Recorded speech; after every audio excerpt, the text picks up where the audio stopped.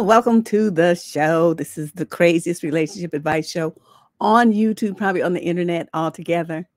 I hope you guys enjoy that. I kind of repurposed the introduction to include a few new things and took out a couple of things I didn't really think fit anymore and chose some new music. So I hope you enjoyed that. That's our new intro now for most of the shows. Today's show, though, is a relationship advice show. On this broadcast, the people have already sent in their questions in advance. They have been read and put into a document for me by my lovely cousin, Candace, who does this for me every week. There's a cover page on it. I don't know if you can see this because the white is very reflective. But anyway, this cover page, it just shows the date and how many questions so that all the data is covered. So when she emailed it to me, I printed out. I don't see anything until I started flipping through these pages and reading. So you know as much about these people as I do. You hear the question for the very first time, right along with me. So I don't know any more about it. So don't ask me, well, what about this and what about that? And I wonder if they think this. I don't know.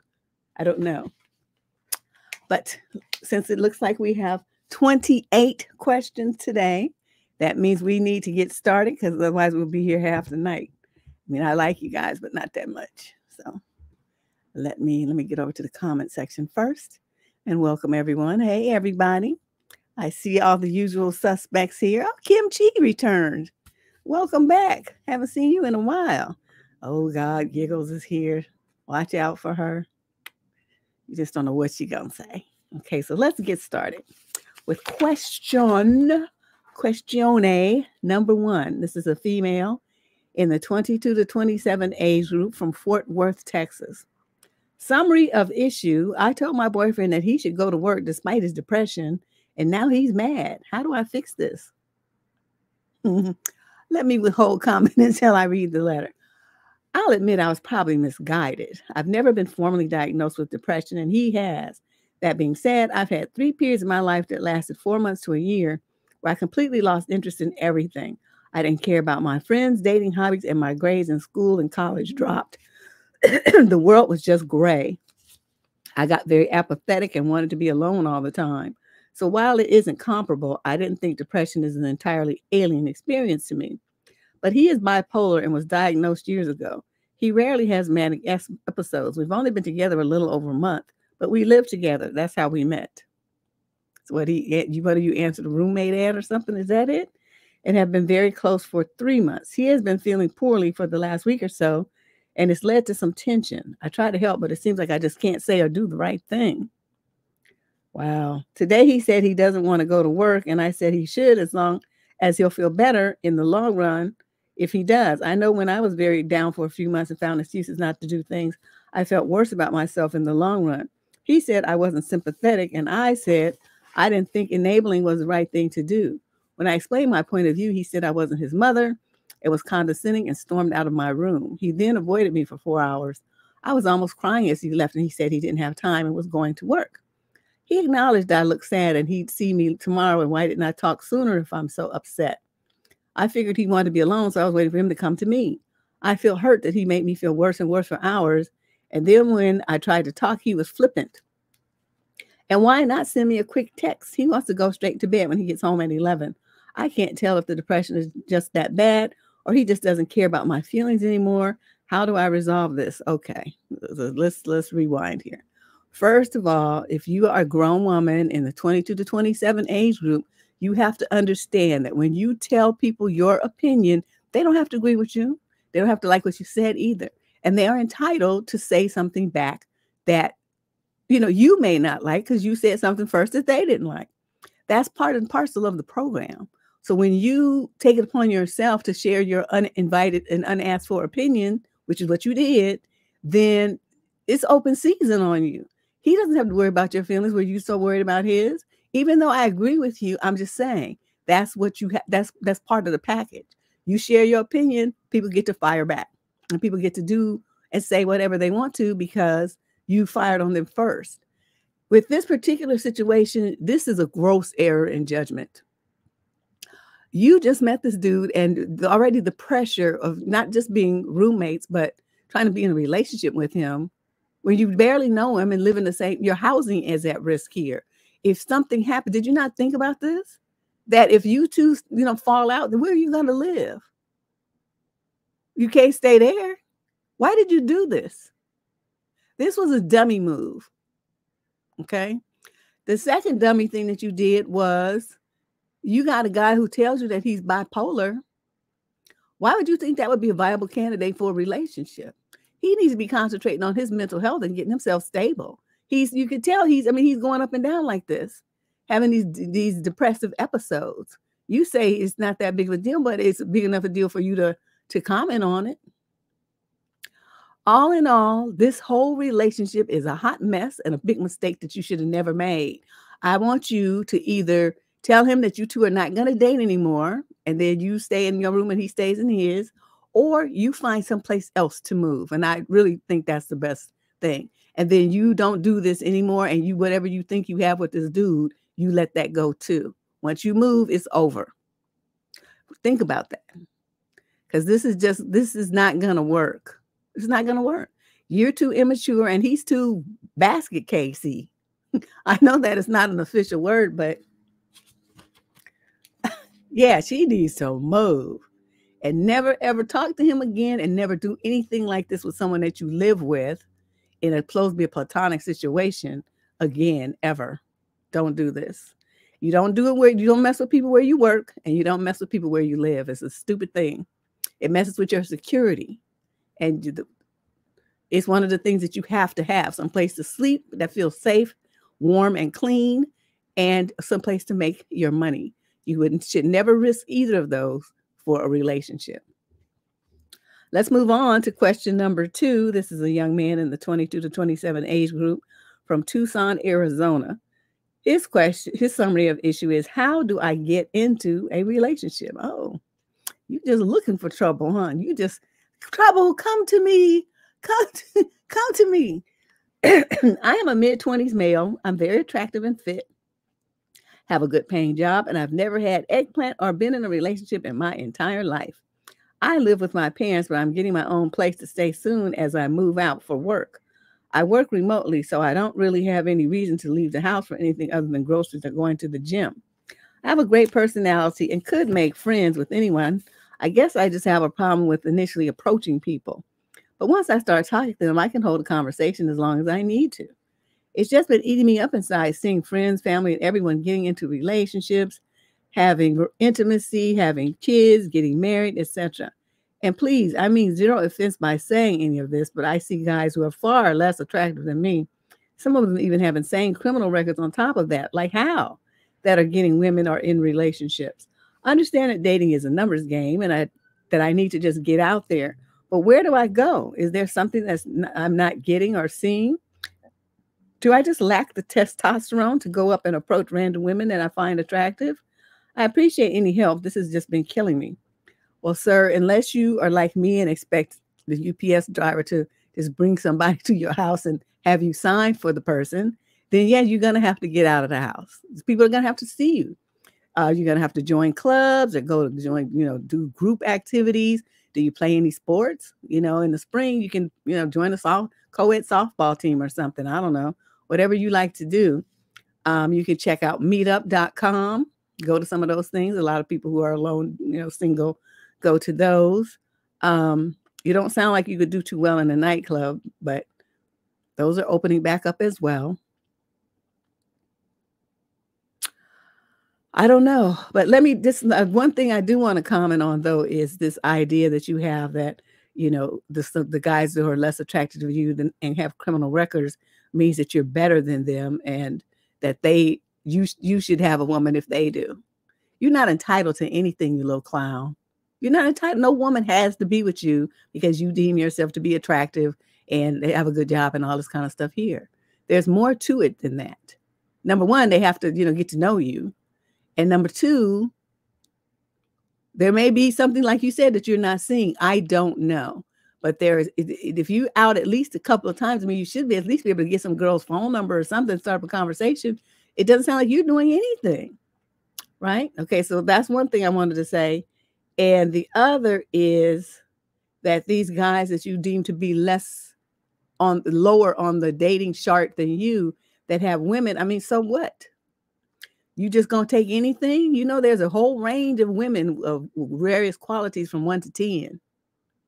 Okay, so they have a woman, maybe she's a 3, a 4. Even though she might look good, inside she might be messed up. She might have jacked up credit. She might have 17 kids and 16 baby daddies. I mean, you just never know about people. You can't go by what you just see. You know, you just don't know that. So I would say that if the woman has chosen to be with somebody who's insane, has a fame and criminal record, and is ugly like Shrek, well, there's something wrong with her. In which case, you should not be looking at her as anything to compare yourself to in their relationship or anything to long for. You know, you have to put all this stuff in perspective. Well, I don't know if he has low T, but because he's too young for that. But what he does have is low confidence, because there's no way, if you mean even at the gym, there's girl. I mean, I wouldn't say it's necessarily the most ideal place, but you know, you could jump in one of them group X classes. That's where all the women be. You know, rethink how you live in your life and figure out how to get around women. If you get around women, then you could get some dates. You get some dates, and you can get a girlfriend. Get a girlfriend, and you might get some trim. You see how this goes? But the onus is on you to get out of the house and open your mouth. No girls, just like I said, don't come to you and deliver herself by UPS. It's not going to happen. Maybe when you move out, maybe you'll have, you know, you'll be coming and going, and you'll be able to see people. You'll be in a different environment. That may help. I don't know. But those are my ideas and my thoughts on the subject as you presented them in your letter. So let's see what happens, okay? Give it a couple of months. Question number 3. This is a young man in the 35 to 41 age group from the UK. Summary of issue. I found her again after losing touch, but I'm confused about how to proceed. Oh, okay. You hate it when men come in, though? Well, you know, when I used to teach Group X, I would make all the guys be in the front. Say, ladies, step back. Let our male guests come to the front. They want to be in the back so they can see everybody bend over and stuff. I know those tricks. I would make their butts be right in front of me. And then I'm bending over facing the crowd, so they're not seeing my butt either. Let's do it this way. They didn't like that. Guess who didn't care? So, you know, that you just have a teacher who understands what, you know, the game, and then has some moves to put in place to kind of throw it off. But yeah, they can be in the class. They can be up there. The more people in the class, the better the pay is for the Group X instructor. You know, they pay us by how many people, you know, if we can get a real following. If we pack a class, we get more money. They have tiers of pay. If it's like 5 people in there, you just can barely get minimum wage. That doesn't work. So that's the story there. So let's see what he says. He says, found her again after losing touch, but I'm confused about how to proceed. So I have known this woman, he says, for 13 years, but I lost contact and got back in touch through her sister a week ago. When I seen her, I still had that sparkle for her. When I was younger, I was too shy to even talk to her because to me, she was a superstar and I couldn't get my words out. Oh, that's cute. When I got back in touch, she just got out of a breakup that ain't gone well. I asked her to be my girlfriend because when I seen her, I still seen we have chemistry together. She thinks I'm so funny, don't know why, but does. Her reply to me asking her was, see, I did have a long one, but, ooh, this writing, excuse me, y'all. But I'm just staying single for now is because to my current situation with social kids, etc., and need to sort myself out for them and myself before I settle down. It's number 1, hard because I have real trust issues. And number 2, just all the stress and drama has been hard to deal with. But I like to stay friends for the time being, and who knows what will happen. I'm going to still go out and do things, but like I say, we never know what could happen in the long run. Hope you understand. XXX. Is it as simple as wait till I'm ready and we go together and we be together? Or is it a nice way to say, no, I'm not going to? Bear in mind, she has a heart of gold and wouldn't want to upset me. Side note, I asked her for some photos so I can have her on my wallpaper on my phone with my dogs. I said I want them so every morning I wake up, I remember to check up on you, find out if you need any help, and just have you on there because I've always loved you. Oh, you just went. Okay, now here's somebody who does not lack confidence. She said, "Oh, that's fine, and just let me have some." We have plans to play Laser Quest and going out soon with her sister as well, all three of us. Am I flogging a dead horse, or will I get this person I have been longing for most of my adulthood? Sorry, my grammar is not the best. Yes, I thank you for the apology. I struggled with this letter. I'm going to say this. Her situation, she totally explained it to you. She just got out of something and she feels like she needs to concentrate on dealing with her children and getting them stable emotionally and probably, a new place to live, perhaps even new schools.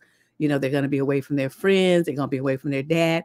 The kids are in turmoil right now. That is her top priority. As is someone who cares about her, it should be yours as well. They're children.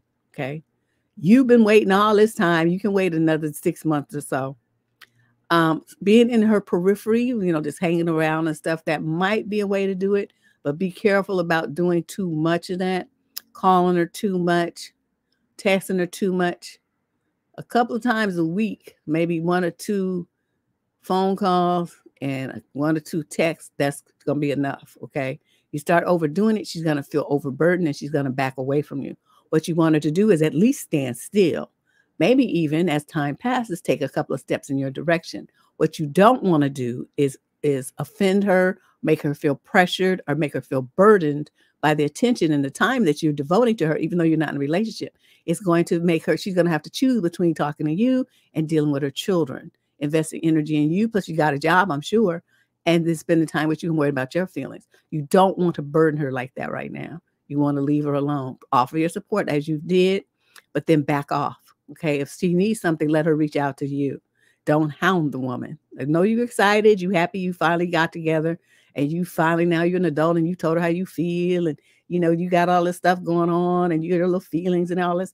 But I just caution you, she's not in a good space right now. She's not in a good space. And so you have to tread very carefully here.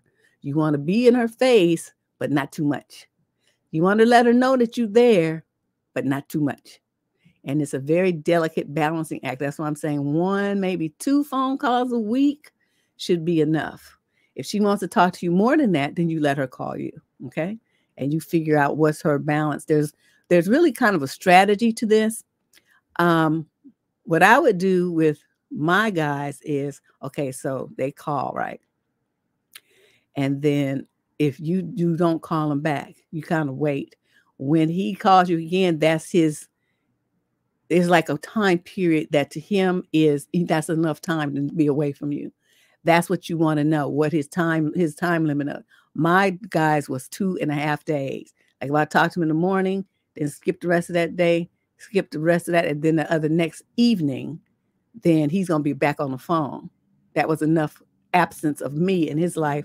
And then after we got married, of course, then it was like every day. But that was his time limit, and that's what I figured out by that little move. See, I'm telling you all my strategies. So that's what you need to do with her. Yes, relationships. Well, they're precarious enough anyway.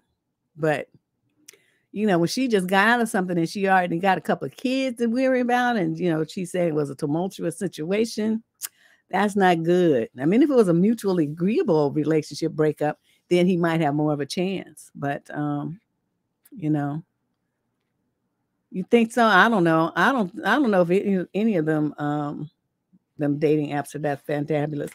I tell you what, because this was years ago though, probably maybe 15 years ago.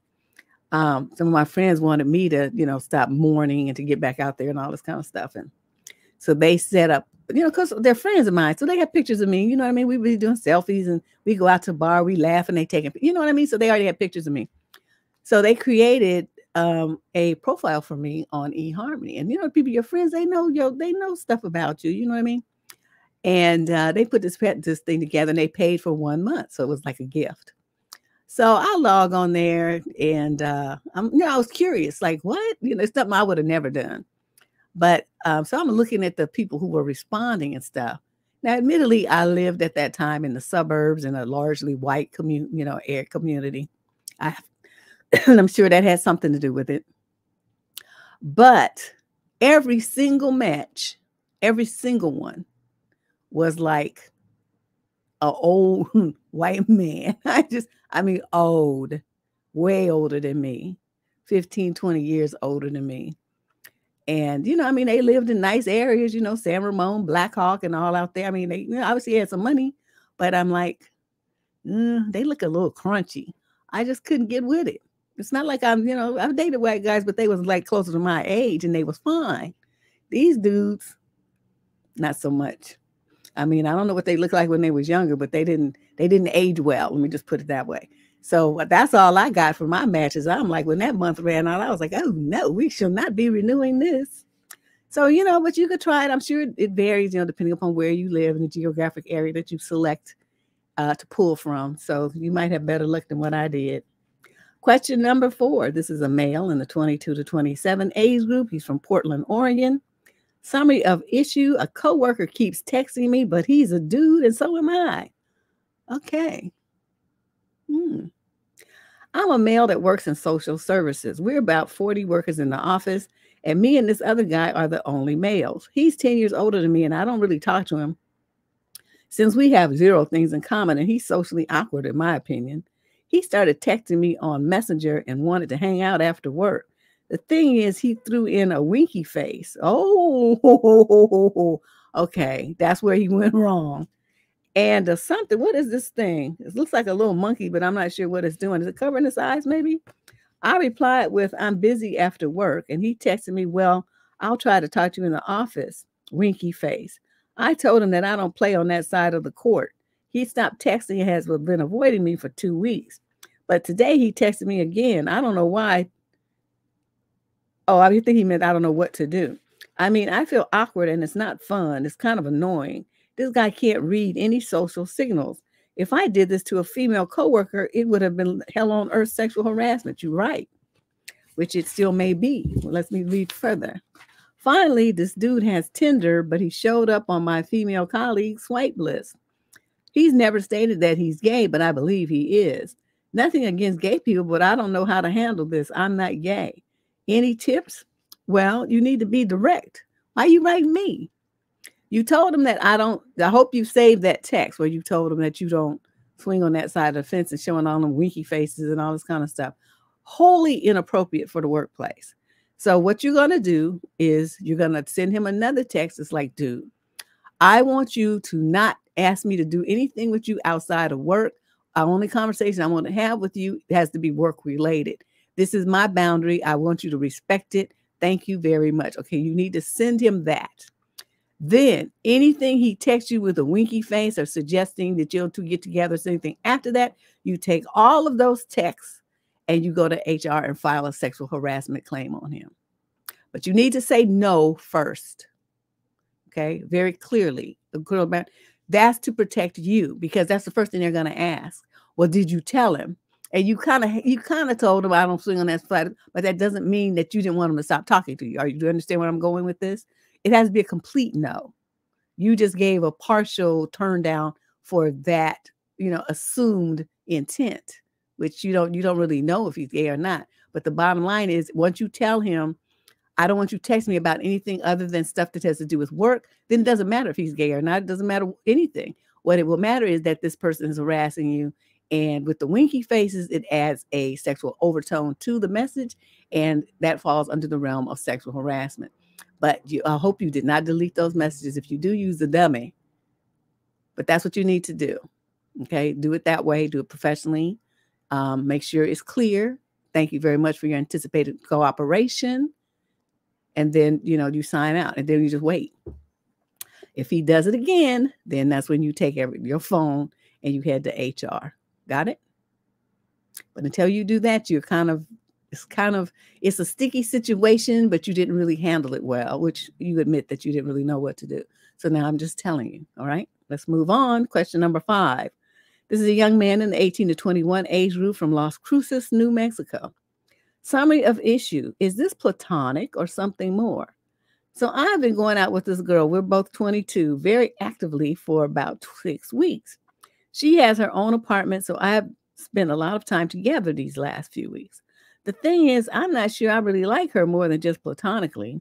We both feel very safe with each other, but she honestly just feels like a really good friend with the added bonus of some Nook nook.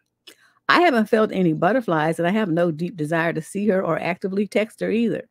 We are very compatible, so it feels really weird to cut things off, but I'm just not feeling anything deeper. Now, this sounds pretty cut and dry, although I haven't really had any serious relationships, so I don't know. I don't have a lot to go on. Some people say that love is feeling safe and that you don't need butterflies and everything, but I feel like there must be more to it than this. What are your thoughts? I agree with you. If you've been going out with her for 6 weeks and you don't even have a desire to call her or talk to her or text her or see her, that's not a good sign. So what you need to do is to stop doing the nook nook with this girl and break it off. Stop it. That's cruel. If you know that she has feelings that you don't match, to continue this farce would be inhumane and it's cruel. You don't strike me as being that kind of person because you're trying to figure out what's going on with yourself. But I'm telling you, if you're in love, you're gonna know it. You can't stop thinking about her. You just want to be up under her all the time. You create excuses to see her. Well, I saw a flower and it reminded me of you. I was in the park and a little squirrel came by me and squeaked and it reminded me of you. And then you want to be up in her face. So you're not in love. You ain't nowhere even in the love envelope. But get please just end this, okay? Just tell her that you're not really feeling anything and you feel like she's getting too involved more than you are and you don't want her to be hurt when you can't reciprocate her feelings. Be honest, be a man. I know you're young, but it's an opportunity for you to really kind of establish yourself with being a man of morals and a personal conviction. So drifting along in a situation like this, taking advantage of someone is not something that you should do. It's going to make you feel bad later. So, understand what's going on. I just explained it to you and end this. All right. We're not going to tell him to go get stuffed. You so mean. I thought I was mean. Hey, shade the light.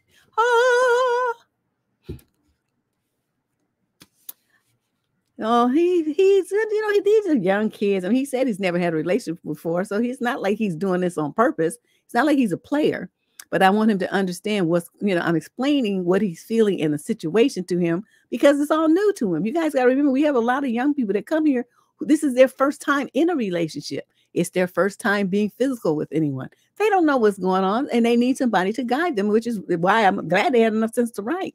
So we can't berate them and call them names because they don't know. That's why they're here. If they knew, they wouldn't be here. They would be off doing stupid stuff.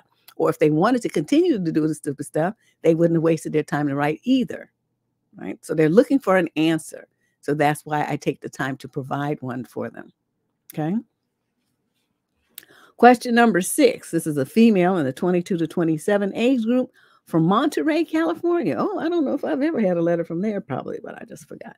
Summary of issue. He deleted pictures of us and I'm pissed. Hi, Deb. I'm in a relationship for 5 months and we went out to a lovely charity ball last weekend. I asked him to take a selfie as I look weird when I take them. And he just said, oh, huh? I said a selfie of us. And then he just sat there. So I asked him again, but it felt like I forced him. I then had someone take full length ones on my phone. Yesterday, I asked him to forward the selfie as I'm making a montage of photos for a present. And he ignored me, but answered other things. I asked again a couple of more times throughout the day and was ignored more. When I then questioned why, he said he couldn't find it. Clearly, he deleted it. I asked him, but he said, no, I haven't. I asked what other explanation could there be? And he said it must be a technical glitch. He's making me feel like I'm crazy for asking, but it's pretty clear he permanently deleted it and can't restore it, right? As a side note, I sent him copies of the full-length ones of us in tuxedo and evening gown, and he didn't even comment, not an emoji or a that's nice. I just want an outsider's point of view. He's checked out, right? Oh, baby, yes, absolutely. When they stop wanting evidence that they went with you somewhere, that they're with you, that you're going to put online and stuff and ruin his other chances to get at somebody else that he's focusing on, that means it's over. It's only 5 months, so no biggie. Now, Sliver, now you can say, tell him to get stuffed. See, this is when you say, tell him to get stuffed. When a situation like this, when you see somebody's gaming on somebody and he's doing some underhanded crook stuff. Now's the time for that sentence. That was not the time to say that to the little youngster who didn't know what was happening with his little feelings. This is his first time in a relationship. But yeah, this guy he's something else. But recognize the game. When they don't want to be in pictures with you, that means they got at least one other woman whose feelings they're trying to protect. You're just there for some nook, okay, and some companionship, a good time. But he's not trying to have a relationship with you where he's going to be all public and got pictures everywhere, all hugged up and all this old stuff here. So that montage that you was going to make, put it in the nearest fireplace and just forget about all of this that even happened and give yourself a Christmas present, which is your freedom. Question number 7. This is a female in the 22 to 27 age group. She's from Boulder, Colorado. Summary of issue. Not hearing from him in 3 days. What does that mean? I'm usually quick to cut a guy off if I see or feel anything weird or something that I don't like, but trying to be understanding here, but not anymore, LOL. I've been talking to this guy and he showed lots of interest in me and already said he wanted to date me, etc. But I wanted to get to know him a little bit more and he said he was fine with that. But I haven't heard from him since Sunday. Our last conversation, he was at his friend's house watching football. We were talking about it and asked a question about it, and that was our last conversation. He hasn't even opened my message. I'm debating if I should just block him now. I know he's getting his PhD too and is at school, but I can't think of any other reasons why you can't reply back. Well, he used the game where, I want to be in a relationship with you, I want to date you and all that stuff. He used all that future talk, which works on most women because they feel like, well, we have a commitment. He's my man. Oh, I can do all kinds of nook things with him now because we're a couple. But you slowed him down. You just put the brakes up. You were like, stop. Hold up, home skillet.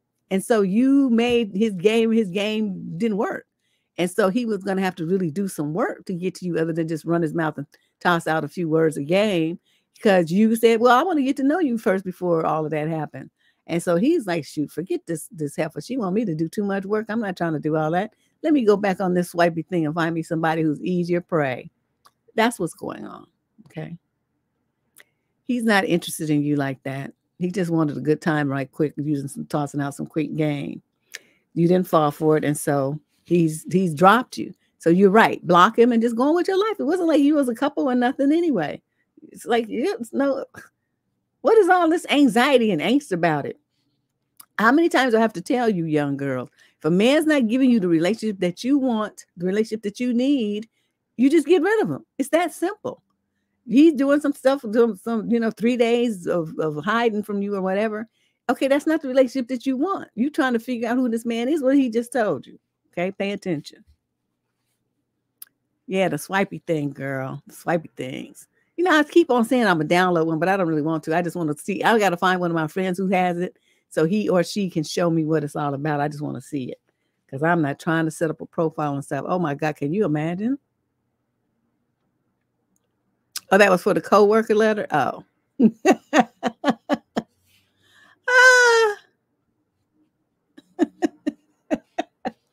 Well, yeah, he should get stuff too. You're right. Let's move on to question number 8 of 28 questions. We got 28 questions. So those of you who enjoy seeing me be tortured, I know you're over there just rubbing your hands together like the Grinch. Okay, female 18 to 21. She's from Montreal, Canada. The male in question is 22 to 27. Summary of issue. I met a new guy. I like him, but I don't know how much I should be feeling right now after just 3 weeks. I am 20 and the guy in question is 26. We have known each other for 20 days now. Ooh, she counting down. She got her calendar up, putting them big old red X's on it. And we've been on 4 long dates. The first one was a coffee date, then the zoo, downtown, and a gym date. Afterwards, we went back to his place and cuddled and watched movies. It was nice, and I was super happy when I got home. The first few days, I was unsure about him, but after seeing him interact with strangers and his friend, I felt like he was becoming more well-rounded in my mind. We text every day now, but just little bits. But our dates are long, 4+ hours each time, and I feel good with him. At this point, how much care and love should I feel? I'm so new, and I don't know how much I should be feeling for him after just 3 weeks. There's no rule on that. There's no rule on what you should feel. However, why are your dates 4 hours? What's wrong with just an hour and a half or 2 hours? What is this 4-hour thing every single time? I would kind of put the brakes on that because it's putting you in a situation where you're feeling closer to him by spending all this time with him than you really are. That's not a good look. Women control the speed at which a relationship advances. You're letting him do it. That's a huge mistake. You don't know if he has, nefarious intent or not. Yeah, going to his house after the first date or two. I mean, she just doing this all kinds of bass backwards. I just don't understand what you're doing. You're unsure about him, but you all up in his house alone, basically with a stranger. That's you unsure about him, but that's how you chose to conduct yourself. Do you understand how silly you sound right now? You that kind of be on milk cartons and stuff and be showing up on the missing posters and stuff like that. Just too trusting. I'm going to tell you, you stop seeing this man for 4-hour dates. You don't go back to his house and he ain't coming over to yours. And this whole thing, how much care and love you should be feeling, you shouldn't be feeling any. You should like him, I guess. I mean, because you keep going out with him, you must like something about him. But love, that's a very heavy word to use when you just met the man and have spent a total of 14, 16 hours with him. Whew, Lord have mercy. Yeah, that's half a work day. If I'm spending that much time with somebody, I need to be getting paid. I need money. I need some moolah. I need some cash cookies. I don't understand this. I was mad. I went for this interview when I went. Okay, I'm not going to talk about the company, but it's a biotech firm. I went there for an interview. Why they keep sending me from place to place, place to place? They fed me lunch and I was still interviewing. I mean, I eventually got the job, but it's like by the time I left there, I had been there for 6 hours. I was pissed. Who does a 6? I mean, hold somebody hostage, because that's what it felt like. Oh, well, let me call so-and-so so they can meet with you. I'm looking at my watch like, and then that person will be, oh, well, let me get in touch with so-and-so because they really wanted to meet you too. And so I'm going from person to person, just being escorted all around for 6 hours in total. So yeah, I don't do that anymore. I mean, you get an hour and you better make the magic happen. After that, I'm out of here. You figure it out from what I said already, if you want me to work here or not. That was crazy. I never did that again, but I was young. I was fresh out of college. I didn't know no better. After that, I became the evil heifer that I am now. I'd be like, yeah, I'm not staying here. Let's set up a round 2, but I have to go. Okay, let's move on. Question number 9. Male in the 22 to 27 age group from Coventry, England. Summary of issue. Do I need to tell my girlfriend about my past? I'm currently in a 4-month-long relationship with a girl that I've been talking to for 2 years. We met after a year of talking and have been on dates on and off. After 9 months of us going on these dates, I asked her out. Okay, how do you go on date? You must need to ask her to be in a relationship or something. How you go on dates and then you just now asking her out? I don't understand. We're about to go to our first party together on Saturday, through one of my friends. However, I have gotten with one of these girls going to the party twice at different parties, only kissing, whilst talking to my current girlfriend at the side, but before my relationship officially began. Okay, so you was dealing with her in the talking to phase, and then you went to a party, and 2 of the girls that was going to be at this party, you kissed them. That's what you're saying. Okay. But you never really dated them. You just was tonguing them down at this party. Okay. I know for a fact that my girlfriend has gotten with guys during us talking, and I have never had any romance with these girls whatsoever. Do I have to tell her or not? Nope, you sure don't.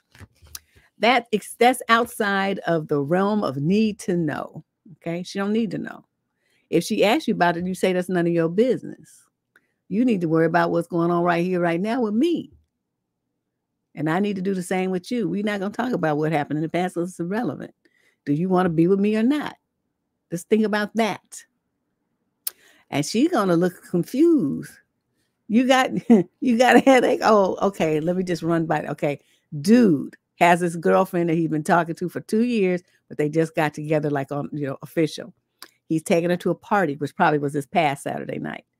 And going to be at the party with 2 girls that he kissed at various other events, but he's never dated them. They're not his girlfriend. There's no intimacy. All he ever did was kiss them at this party, at the event. So his girl is going to be coming to this party with him where those two girls are going to be. And he's worried about, should he tell her, oh, those two girls right there, I kissed them before. No, you should not tell her no stupid stuff like that. But you going to make a list of every girl that you locked lips with? Dude. Okay, remember this if you don't remember anything else that I've ever said. Shut up. Shut your mouth. You don't go volunteering information about other women to your girl. Neither do you ladies who are stupid, because a lot of you do it. Volunteer information about other men to your dude. You shut your mouth. If he comes asking you, then you say, well, why do you need to know that? And he's going to be, well, I just want to know. It's like, people in hell want ice water too. You don't need to know that, and they don't need no water. That's why they in hell. And then they're going to be confused, and they're going to look at you and be like, but I want to know. It's like, I don't know what to tell you. You know, Kanye shrug. Not happening, Captain. Get over it. And then you just turn on your heels and you just walk away. People are going to ask you all kinds of things in life that are inappropriate and none of their business. You have to learn how to tell, shut people down and just tell them, I'm not telling you that. That's none of your business. None ya. All right. So yeah, don't you shut your mouth. And if she says anything about it, well, I heard that this and that. It's like, well, you be listening to gossip. That's still terrible. You listen to gossip. So it's not like you're going to say it didn't happen, but you're not going to admit it either. I'm telling you my tricks. I'd be dodging questions like 9,000. Turn that around. Well, who said that? You don't do like these, like our favorite little knick-knocks do. They don't answer a question. They answer your question with another question. Don't y'all do that? I will wear men out with that. Well, where were you? Well, I don't know. Where were you? Why is that important? I was where I was at, baby. I was put to some people around. No big deal. Why you ask? Well, I want to know, did you ever date so-and-so? Who are you talking about? So you turn into an owl. you just ask questions and say, who, what? You don't know nothing. You just asking questions. And pretty soon they'll get tired of asking you questions that you don't answer. And then they'll go turn away and leave you alone. And that's what you want. Okay, question number 10. This is a young lady in the 22 to 27 age group from Woodbine. Never heard of it. Woodbine, New Jersey. Summary of issue. I have a FWB that's not ready to date. The guy I've been in the FWB situation with for about 3 months told me early on that he's not ready for a relationship because he's busy with work and just got out of a toxic relationship. He has a hard time opening up to people due to this. The more time I spend with him, the more I like his genuine personality and I want to date him. But the timing is bad since he's not ready yet. I'm frustrated with online dating and don't feel like going back. I don't know how to proceed. Is there a middle ground? I like to enjoy the moment and keep seeing him, but I also don't want to get my feelings hurt down the line if it doesn't work out. It's not going to work out. He already told you it's not going to work out. What part of I don't want a relationship did you not get? Do you need sign language? A smoke signal written in the sky with a plane. What do you need? Billboards? What? How is it going to sink into your head? I don't want a relationship. You know that. And yet here you are. My feelings. This is why stupid girls should not do FWBs. And I'm calling you stupid because when a dude tells you, I don't want a relationship, okay, that's one thing. But then he's going to double down with this, well, because it was toxic and I, have a hard time trusting people. I can't open up to people because of that. He's telling you, even if he did, don't expect nothing that's going to be good to come from him. Since he's already warned you. Even if he did call himself seeing only you, it's not going to be nothing because I can't open up. Once a man tells you, well, I've been so hurt. Somebody hurt. That's why I don't trust women, or I have a hard time trusting women. I have a video on the channel about that lame excuse and why they do that and what it means and how you should pay attention to it. Even if he's trying to get with you and he says, well, but I have a hard time trusting women because this and that, blah, blah, blah. He's setting you up, you idiot. He's setting you up so that even if he does get a relationship with you, he's telling you straight out the gate, don't expect it to be a good relationship because I'm messed up and I'm not trying to fix myself either. That's what he's telling you. So I wish you ladies would pay more attention. I don't know what it is y'all be hearing. The selective hearing that you have, or you don't pay attention to the full scope of what the man is telling you. Okay. He done gave out two very clear, very, I mean, you could hear it. He was right in your face. There's no doubt what he said. You even repeated what he said, but yet at the end, you're trying, yeah, but, and you trying to go in and try to, figure out how you can manipulate him into being in a relationship that he already told you he don't want. Your best bet, if you sick of online dating, then get off of online dating and don't date nobody. You can take a break. There's no rule that says he has to be the only man that you deal with. Oh, Lord, help me. These young people, I tell you, where's my wine? Okay, let's move on. Question number 11. We got 28 questions if you just came into the room. 28 relationship advice questions. And if you want to submit your question, this is how you do it.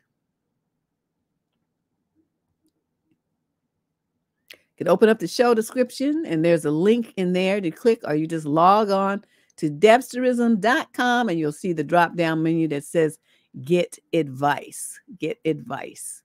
And that's what you do. That's how you submit a question in for Candace to look at and laugh at and maybe put in the show, maybe. All right, so let's move on. Question 11, female 22 to 27 from Toronto, Canada. Summary of issue: he canceled our first date. So I've been messaging this guy on a dating app. He seems really nice, and on paper, I think we would get along very well. I think he's really attractive. He's 31 and I'm 26, by the way, in Toronto, Canada. Where's Sue's butt? Isn't she from Toronto? It's been around a month and we haven't met yet. He was away for a week on holiday and I had a weekend away too. So it's a combination of that and the speed of replies. Both of us are pretty slow. Him a bit more than me. I'm probably 1 to 2 days and he is 2 to 3 days. When we do reply, it's multiple messages and questions, etc. But I felt like this has taken a while to get to a first date. He arranged to meet for a drink this week. We're in the process of agreeing and he said, what about Thursday? And I said, and I agreed yesterday. He hadn't picked a time or place yet.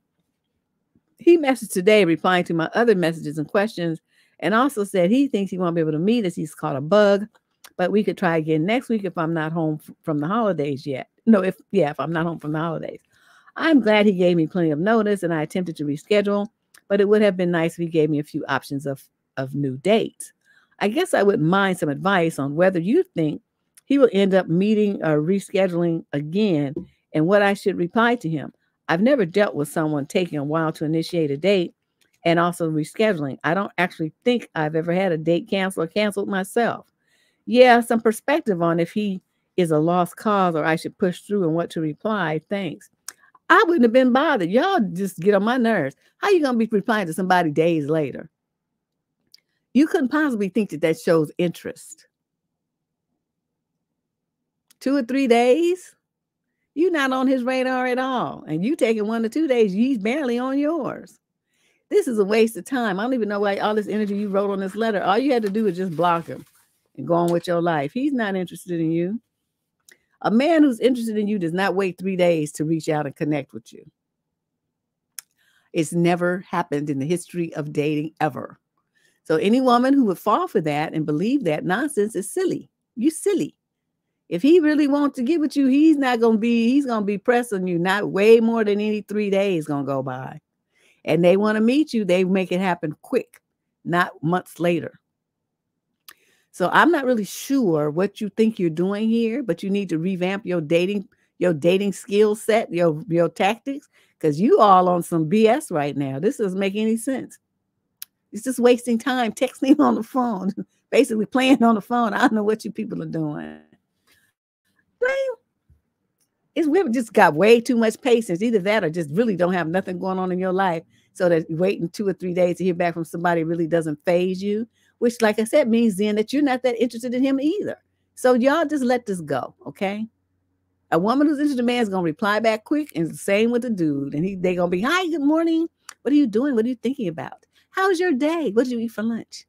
They just going to bug you. I mean, they just want to connect with you. You know, if he knows you can't talk on the phone because you're at work and you got that kind of job where they be watching you like a hawk and you see what you're doing. You can only talk on your phone at lunch and on your official breaks. Well, then he's just going to text you. So you can look at it, text back, and nobody's going to see you on the phone. I don't know what you all think you're doing, but This is silly. This is some silliness. Question number 12. This is a male in the 35 to 41 age group from Carmel, Indiana. Summary of issue. My crush wants to stay single for life. How many of us are in that camp? Hey, Deb and squad. My younger sister turned me onto your channel, so I decided to write and get your opinion. Have you or any of you ladies decided to never date again or know someone that has? Okay, so y'all, did you decide to never date again? Put yes in the chat. You know, are you done with dating apps? You done with trying to find somebody? You just like, it's going to happen, but you're not really looking for it?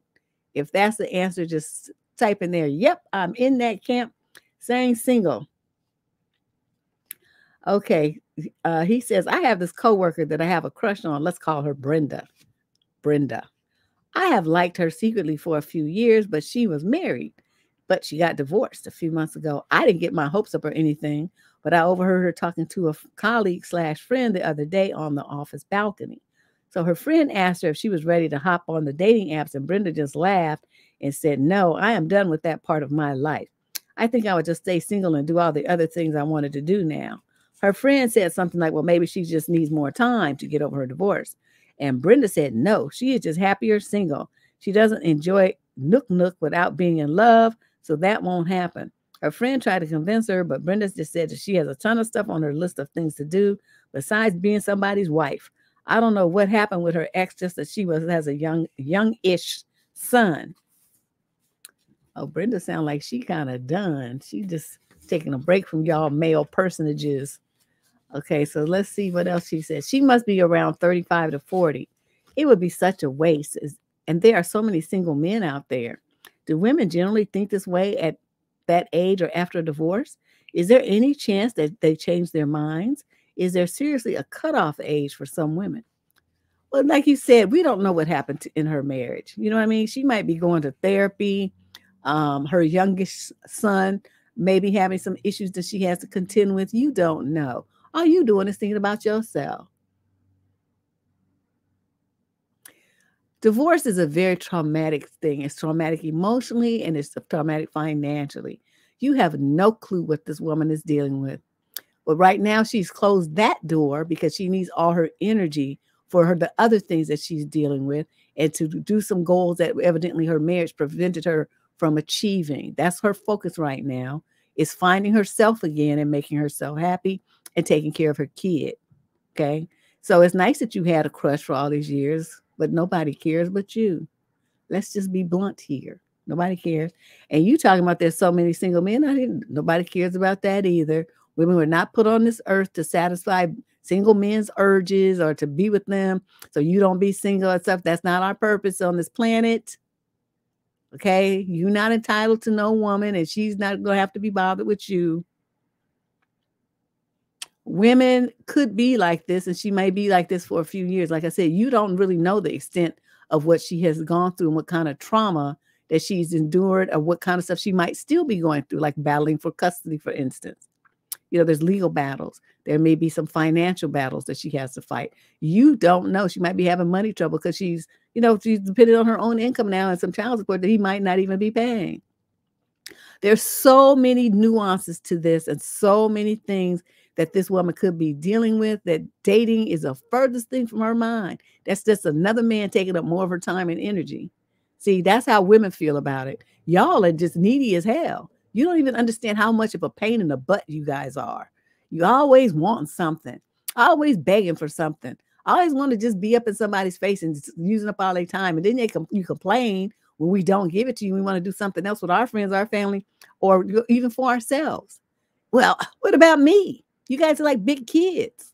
So for a woman who has a lot going on, it's not going to be a good idea for her to get in a relationship. And she knows that because men are just fun suckers. You guys are just so damn needy.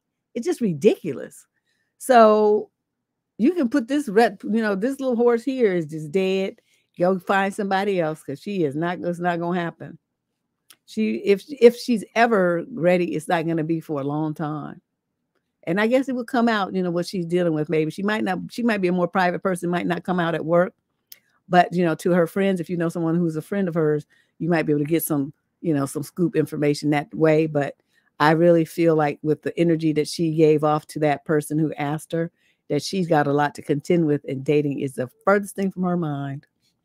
Move on to question number 13. Yeah, they do. They just always want something. And you know what I'm talking. When I'm hungry, where's my red shirt? I can't find any clean socks. Question 13. She's 28 to 34 from Boston. Summary of issue: men who only talk about themselves. Hi, Deb. For years now, I've been noticing a phenomenon, primarily in online dating, where men talk about themselves incessantly and then express interest in me and wanting to date me. I've been talking to a guy this week who goes on and on about his life, completely ignoring any comments I make about my own life and history. Then repeatedly says things like, well, you're too good to be true, and we have so much in common. Dude, how? Like, huh? This man doesn't even know me because he can't be bothered to ask a single question. Sorry for ranting, but why is this so common? Are there any men who aren't like this? Should I give up guys? No, should I give guys like this a chance and see if they're better in person? I mean, if you don't have crap else to do and you want to, the reason why he says you're too good to be true is because you listen to all that garbage. See, he's looking for a sounding board so he can just, go on and on about his wonderfulness. And you just sitting there listening to it. It makes him feel good because it's somebody who's paying attention to him and listening to his rantings. Deborah doesn't have time for that. So, I'll ask him a few questions. And I say, you've been talking about yourself for 5 solid minutes. Don't you think it's time to yield the floor to somebody else? I say stuff like that to him. I'm just very blunt. I'm not going to sit there and hold the phone while you go on some, just 20-minute soliloquy that you just want to just bend my ears with. I don't feel like all of that. We're going to have a conversation. It's going to be two people talking back and forth. The idea that you want to give somebody a lecture and I just sit here and hold the phone, that's not appealing to me. So bye. I don't understand why you can't say that. And you just going to sit there and let them say that, little narcs that think that they're so wonderful and that, everybody want to hear what they have to say and what they think like it's important. You need to break them off a piece and tell them, it's interesting that you keep thinking that you're so fascinating that you could be talking all this much about yourself because you're really not interesting at all. I don't know what you're doing. Say stuff like that to them and crack their face. And he'll be like, well, you're awfully rude. Well, I learned it from you, sitting up there talking and just incessantly like you just have a motor or something. Did you understand that conversation is supposed to involve two people going back and forth, not just one? This isn't a conversation. This is a lecture. And I'm done. I finished school a long time ago. Bye. So, you think about it and how you're going to handle it. But you should not be sitting there letting them just run on like that. Question number 14. This is a male in the 28 to 34 age group from Tuscaloosa, Alabama. Summary of issue: moving to exclusivity with a question mark. I've been seeing this young lady. We're both 30 for almost 3 months. It started out very strong, and we are still very intimate when we are together. We have intimacy, and we kiss, and we cuddle. I've been around her about 30 times, I guess, at this point. Wow. Counting. Another one who's putting an X on the calendar. I think our frequency of hanging out has lessened, but I saw her twice this past weekend, and I think we both had a great time. We talk every day in some capacity. If I'm slow to respond or if she doesn't hear from me for a while, she will call me out. I have felt pretty strongly about her this whole time. About a month in, I brought up exclusivity, and she said no, although she's not seeing anyone else. I felt rejected, but we have continued to see each other, and I've tried to play it cool and not bring it up again. Her reason was that I was recently out of a 2-year relationship, and she doesn't want to get hurt. But Dad, we're coming up on 3 months in the next couple of weeks, and I don't know where it's going. She'll talk in a way that makes me think she wants to continue to see each other, but I have uncertainty. She still has dating apps open, but then so do I. I'm not active on them, though. I honestly don't think she would have the time or the capacity to date other people, but who knows? I'm not sure what to do or think at this point. I've tried to take an approach of just being patient, but it's causing me a lot of stress. I don't want to be in just a temporary option if that's what's going on. What should I do or say to her? You should say, I'd like to revisit a conversation that we had a few months ago when we first started seeing each other. I proposed that we make this exclusive, and you said that you weren't ready yet. Is that still the case? What's wrong with you? Don't you have no testosterone? Why am I more manly in this respect and got more courage and stuff than you? You the one dating a woman 30 times. And you still sleeping with her and still kissing and cuddling and stuff. Don't you think that's a good sign after 3 months?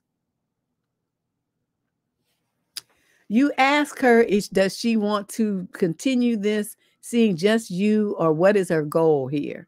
You ask her. You give her the option.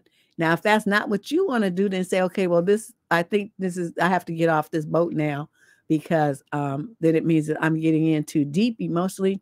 And just like, you didn't want to get hurt by me, I don't want to be hurt by you either. I've given it 3 months or whatever. That's as much as I can give before I start teetering over to the other side of being in love with a woman who doesn't want to be in love with me. Put it like that and watch her jaw drop. And then, you don't have to be mean about it. There's no scene, no nothing. You give her a hug and a kiss and say, I really miss you. And then you walk out the door like a Jeep. Boop! Over your shoulder, over the back, like that at her as you walk to your car. And then watch in a few days, she'll call you and say, I changed my mind. Oh, my God. I didn't realize how much I would miss you. But you have to be cool about it. You can't call her. You can't text her. You can't go on her social media sites. You can't do anything. There'll be no contact. You need to create a space where she misses you, because you've been in her life on a daily basis for 3 months. Okay? He's going to create a vacuum there. This is a psychological maneuver. Most people don't do it because they're running, like you said, you're in a panic. And so you get anxious. And so you start bombarding the person. You're not going to do it that way. You got to be strategic about this. You know that you have a strong position because she's been around you all this time. She couldn't have the time to be dealing with somebody else 30 dates and doing all this kissing, cuddling, and all of that, right? She wouldn't have the time. Now, she might have her head turned by something new that she's investigating, but still, you still had an upper hand. So while you got the cards, you need to play them and find out what's going on. But then, like I said, be prepared to deuce out. You cannot continue the situation if she's not on your page and not trying to get there. Not after 3 months. That's plenty of time to make a decision if she wants to be with you or not. But like I said, you talked about it when you guys first met. That was probably too soon. But it's 3 months later, so you need to tell her, you want to revisit it. You want to figure out, what's her goal here. How long you supposed to keep dating, just dating around like with no purpose and no focus. And see what she says. But like I said, if she don't give you that answer, like, yes, I'm ready now, then you deuce out. And like I said, you do it like a G. Do it like a G. You make an impression on her like you're not bothered, that you'll be sad, you'll miss her, but it's not going to be a problem. You respect her choice. That's the message you want to communicate, that you understand that, it's okay. You had hoped for a better, different outcome, but it's, one that she gave you is fine because it's real. You thank her for being honest with you, that kind of stuff. You leave a great impression. You leave her with like, oh my God, I wonder if I did the wrong thing. And then when you leave and you don't contact her and stuff, you put your actions have to match your words. It's the same thing I tell women. So if you're going to be broken up with her, you don't be, I just want to check on you and see how you're doing. You don't do that. She ceases to exist until she reaches out to you and gives you the answer that you want. It may never happen, but I'm thinking that it will. But you just got to give her some space and time to think about it, be away from her, which you haven't done in 3 months, and to miss you and figure out what life feels like without you there. You got to position it that way. Then you'll get her, okay? But you got to be brave. You put some of your Deb game in place. You'll be all right. I have yet to steer anyone wrong. Right, ladies? Come back, puppy. Yeah. You want to push the button? Well, yeah, end call.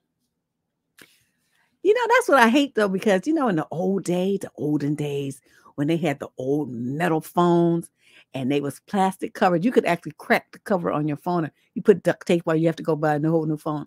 But the phones was heavy. I mean, you could clock somebody with the phone and they would be down for the count.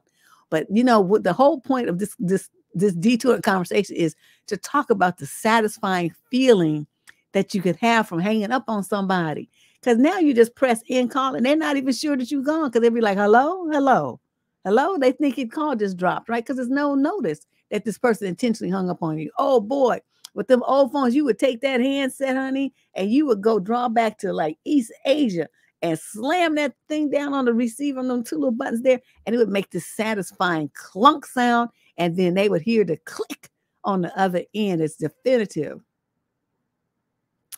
Yeah, I miss those days. But now these new phones, they don't make all that noise. It would be nice if they had a button that, you could sound effect, a sound file that would play, that would be, that you've been disconnected.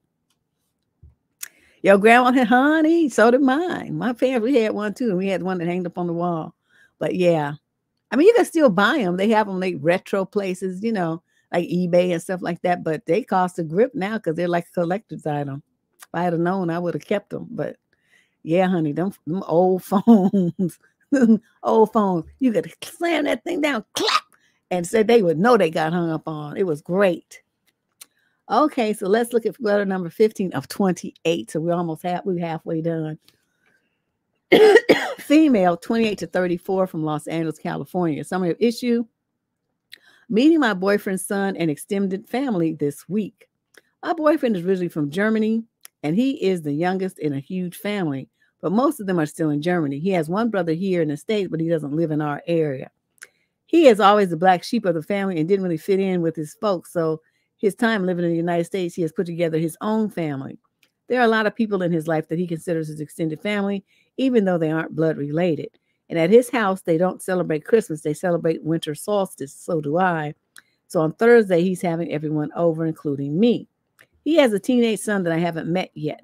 And his husband will also be there. Wait a minute. His husband? They are polyamorous. I am not some nasty homewrecker. Okay. I have never done well with families. I know he is not any of my exes, and I know that his chosen family are not judgmental people because he chose them. It's meeting his son that I'm really nervous about. I've never dated anyone with a kid. His son added me on Facebook, and I've talked to him on the phone. He has sarcastically called me his stepmother also, and my boyfriend has said that too. And his son has also written posts on Facebook talking about how much he wishes that he had a mother.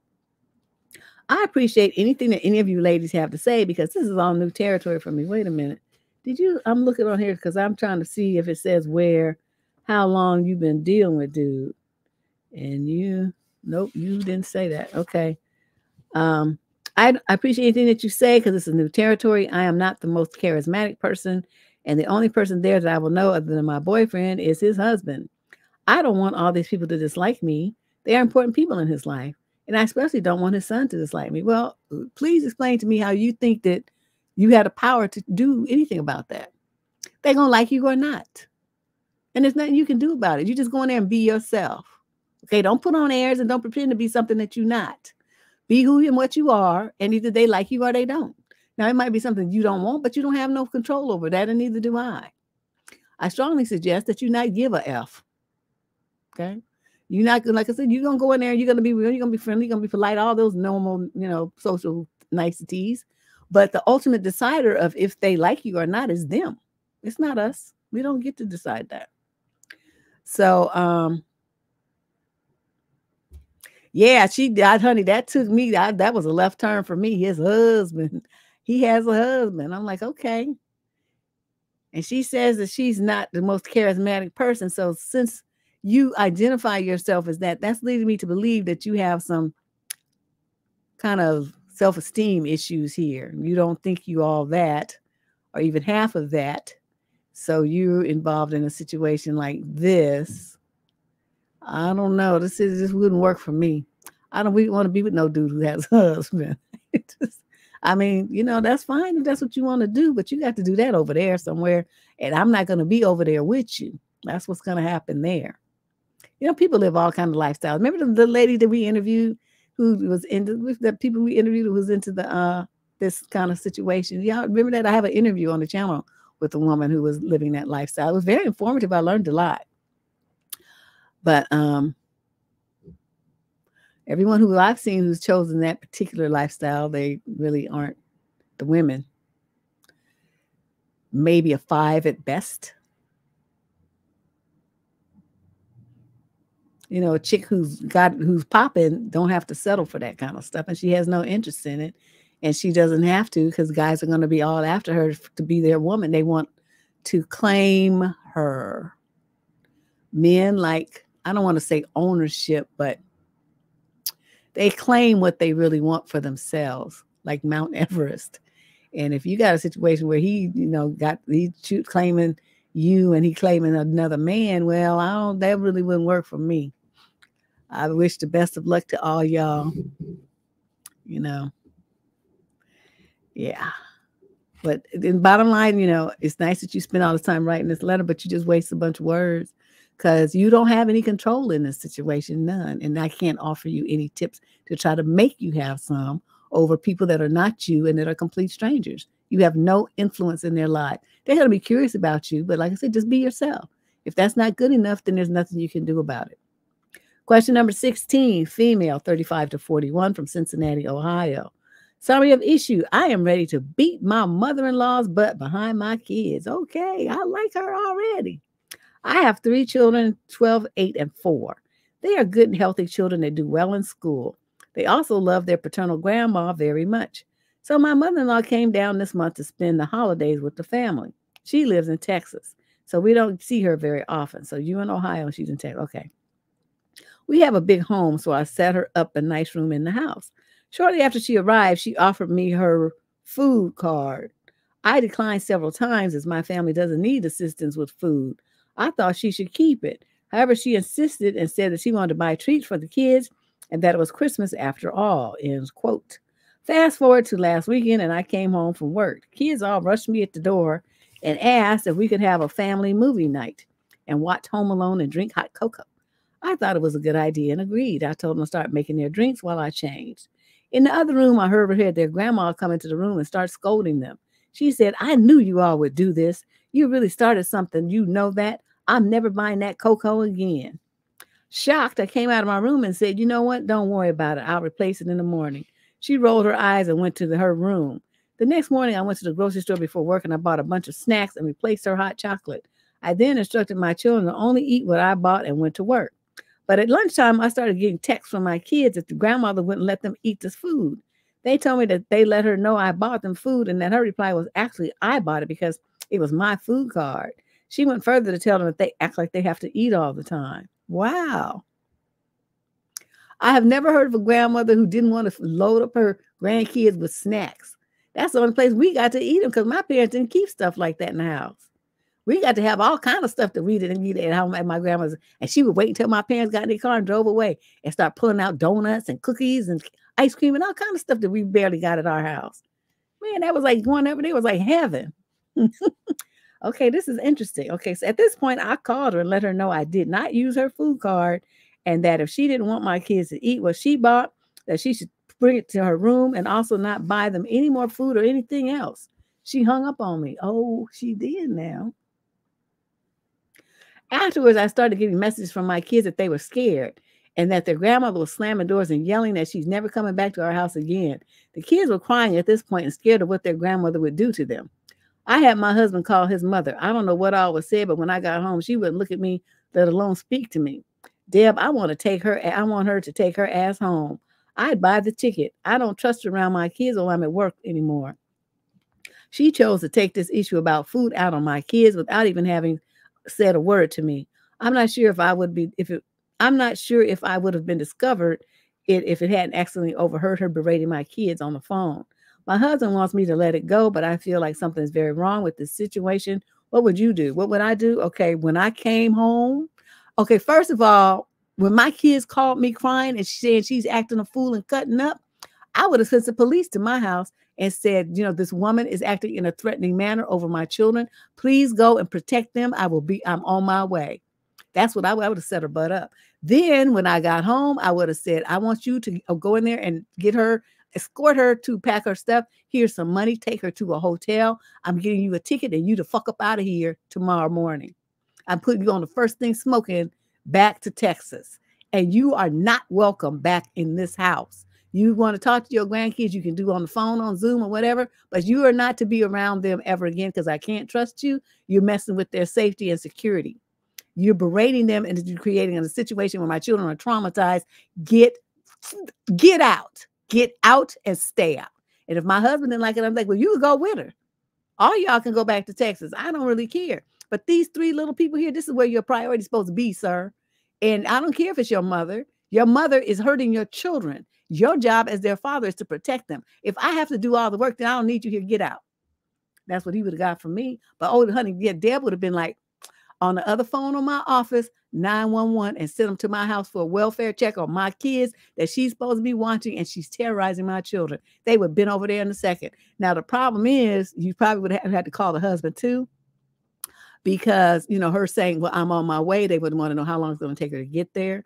You have to tell your boss, I'm on my way. I'm having a trauma situation at home. My kids just called me crying.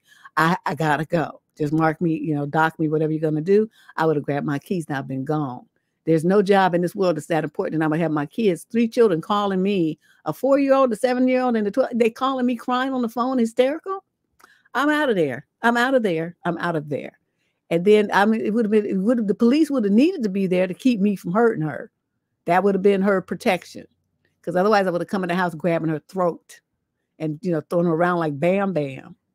So yeah, that's how I would approach it. You want to know what I would have done? I'm telling you, that's what I would have done. She would have had a police report.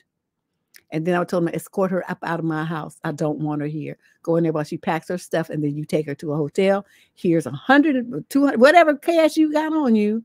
And, you know, this is it. Or have the hotel call me and they can put it on my credit. Whatever way you wanted to handle it. But she's out of your house on the spot with the cops and escorting her to wherever she's going. And then you arrange for her ticket to go back. And then you text her the number or whatever you're going to do. Or have somebody take it over to the hotel and leave it at the front desk. She can pick it up. And then she's going to be the fuck up out of there. And that's it. That's the end. I don't care if she ever, I don't know, stingy. She got some kind of influence, you know, she going crazy, dementia. You know what I mean? There's so many things it could be, but I don't really care what it is. One thing you're not going to do is have my kids hysterical and traumatized. So I don't care what's wrong with you. You could have a brain worm, some kind of brain-eating worm. You can have a dementia, Alzheimer's. I don't care what. I don't care what it is. You're not going to hurt my kids. And that's just the way I am. And the daddy talking about let it go. I'm telling you, you got about a half a second here, sir, before I be having to pack your stuff too. You need to sit over there and shut up and just let me handle this. You keep talking, we're going to be divorced. Girl, oh, my heart is racing. I just can't. The idea the 3 little kids are terrorized like that in their own home with their grandmother is just awful. To starve a kid to manipulate them sounds like it, huh? See, want somebody to have a cup of hot cocoa? Heifer, what's wrong with you? It's probably that Swiss Miss stuff. It's stuff's nasty anyway. Question number 17, female, 22 to 27 from Liverpool, England. The male in question is 28 to 34. Summary of issue. I don't know how to feel about this guy I'm seeing. Is this behavior abusive or not? This is definitely a what would Deb question. Okay, we got 2 in a row. 2 what would Deb do questions. I'm 24. I've been talking to this 28-year-old guy for about 2 months. We went to one brunch and one dinner date, and we only kissed goodbye to each other. We had clear communication that we both are looking for a relationship and not a hookup. He initiates most of the texts and sends me good morning and good night. Then he invited me to his home yesterday. We had whiskey, and he cooked lasagna for me. Whiskey and lasagna, that don't even sound right. My stomach bubbling. We watched a few sitcoms, and then he kissed me. This turned into a steamy makeout session. He asked me for a whistleblower. You know, that's our euphemism for a certain thing. Do not type it in there. You know, we have eggplant. We have other things terms that we use. Whistleblower. Now, you know all know what that means, okay? I can't get the bubble gut for real. For which I said no, as I didn't want to go that much further. We kissed further, and then he tried to force my head to his lap. I firmly said no. I didn't think much about it that time, and then we continued kissing. Okay, you didn't think much about that? Okay. He also spanked me really hard without my consent on my rear and chest. What? We then cuddled and he asked again for a whistleblower. I again said no. He then made me coffee and I left for my house. Now that I think about it, I'm not sure how to feel about this. Is this behavior abusive? Should I proceed with him? Is he only looking for a hookup? That's why he doesn't care about me. Why put so much effort into texting, cooking, and other dates if he just wanted a good time? I texted him about this. He didn't apologize, but said we don't have to do this next time as he wants my comfort. We have good chemistry otherwise. Should I give him another chance or move on? What would you have done in this situation, Deb? The second he tried to push my head anywhere, I would have punched him right in the face, got my stuff, and left. The fact that you just let it go and you kept kissing him shows me that you don't have good sense. Okay. Then he so then since you didn't leave, he upped the ante. So then he's gonna start pummeling on you. Supposed to be some love taps, but you get permission from people before you proceed with any kind of freak shit like that. Okay. And then he just did it without you consenting or anything. And then you rewarded him for his errant, deviant behavior by cuddling some more. So, and again, you're sending a mixed message. You're saying no, but you're still there and you're still kissing him. You're still cuddling with him. You're still showing that you're interested in him. So, of course, he's going to ask you again. And that's what happened. You were supposed to leave. And on your way out the door, by the time you made it to your car, you should have been blocking his number. So, no, you're not going to proceed. You don't give him another chance. What, you going next time you want to strip off your clothes? I mean, what is it that you need to see here before you get a clue that this dude is not wrapped too tight? He is weird. Normal men don't act like this. And then you all up in his house. You girls in this going to dude's house and stuff, I just don't understand it. You know, when you got somebody who shows you who he is, you need to pay attention and believe him. You all up in his house and he's weird like this. It's like you don't know who's going to jump out them closet. Who's hiding in the shower stall, in the bathroom, in the tub. Who's in the other bedroom just waiting to pounce on you. There's no way in this world I would be going to a dude's house. Not this day and age. And he ain't coming to mine either. Till I've been knowing you for a long time. And all these people just so desperate for a hookup. Yeah, he making a coffee after that kind of stuff. That's right, dude. He made you a beverage, and then you sit there and drink it after you had to go through all of that. That was a dummy move too. You're supposed to get your stuff and leave. You don't eat nothing. You don't drink nothing. You don't even just get out of that situation. But I don't know what happened there. Why none of this seemed to register to you that this was a dangerous situation and this guy is some kind of deviant. You should have been up the fuck out of his house the first time he showed signs of disrespect. Once you said no, and then he insisted on anything else, that means he's trying to nullify your no, in which case you as a woman need to have enough sense to understand what that means and get the fuck out of there. Ooh, Lord have mercy. Why are these girls so stupid? What did you think that meant? I'm really curious, and I hope you respond to this. When somebody treats you like that, how did that register in your head that was okay? And so you should just stay. What were you thinking? I'm just very curious. I really seriously want to know, because I don't get it.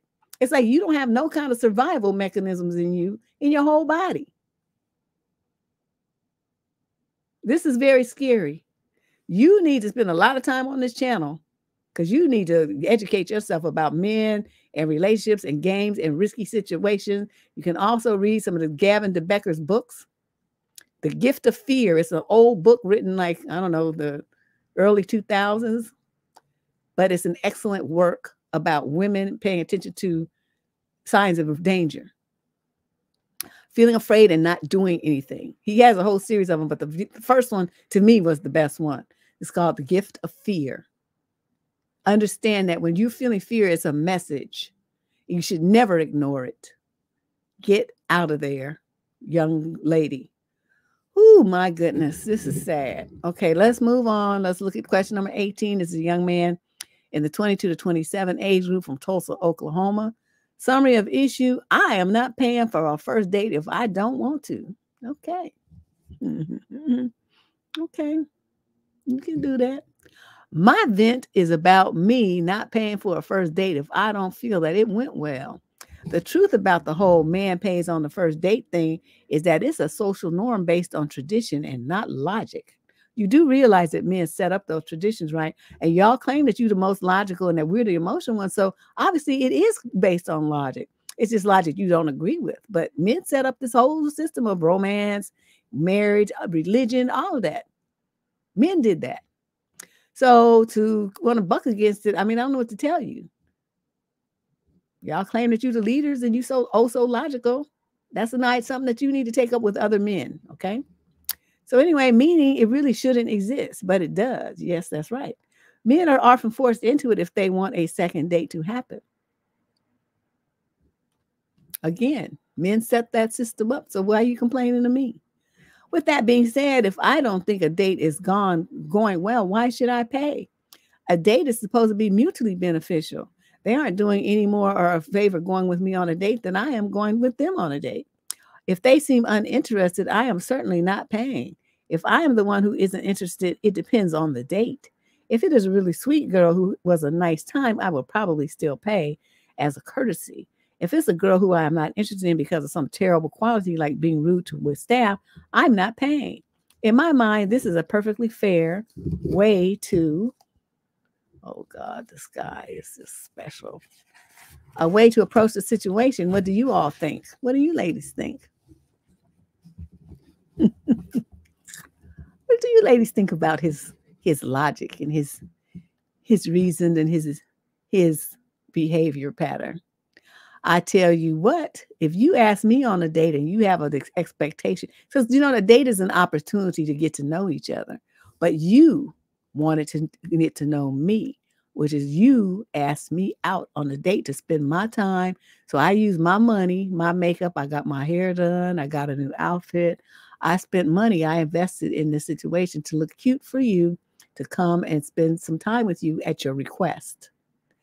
Now, for you to request my time and then you get there and then you say you don't even want to pay for the date that you asked me out on, you would get called every kind of name that I could think of, and it would happen right there in the restaurant. And then I would go online and I would tell everybody under your profile what a loser you are. I would go on my social media pages and I would talk about you and where we went and what time and what you look like. I would just blast you. I would tell the world what kind of loser you are. I would make sure everybody knew. It would be on Facebook. It'd be on Twitter. It'd be on Instagram. It'd be on Snapchat. It'd be on every forum I could think of, all over Reddit, everywhere. I would destroy you. You know why? Because you're a POS, okay? That's what you are. You would want to do something like that to somebody that met your request to go and spend time with them. Whether she was rude to wait staff or not, that's not the point. The point is you got her there. You requested her time. You asked her to meet you out or come pick you up or whatever, however it went. But you asked for this block of her time, which she gave you for free. The least you could do is complete the date and pay for the date like you have some damn sense. Okay? But I'm telling you, I would destroy you. I would do everything in my power to destroy you, to make sure you never had another date. You wouldn't have to worry about paying for no dates because you wouldn't be having none. Every single time somebody showed interest in you, I would beat them all up in their face, tell them about what kind of rude, real sucker you are. Selfish, crude, cretin. I would make sure of it.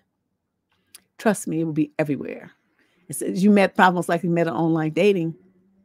She has pictures of you, right? So you can download the pictures from the website, screenshot the photos. So it's not like she has to take a selfie with you or has somebody take a picture of y'all at the date or anything like that. She can have images of you easily.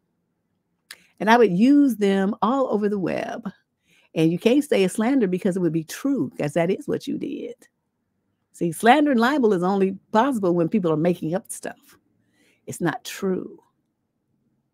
But if you really did the egregious thing and they just sharing their experience, which is their personal experience with you, there's nothing you can do about it because it would be factual. There's no law, no court in the world that would take issue with that.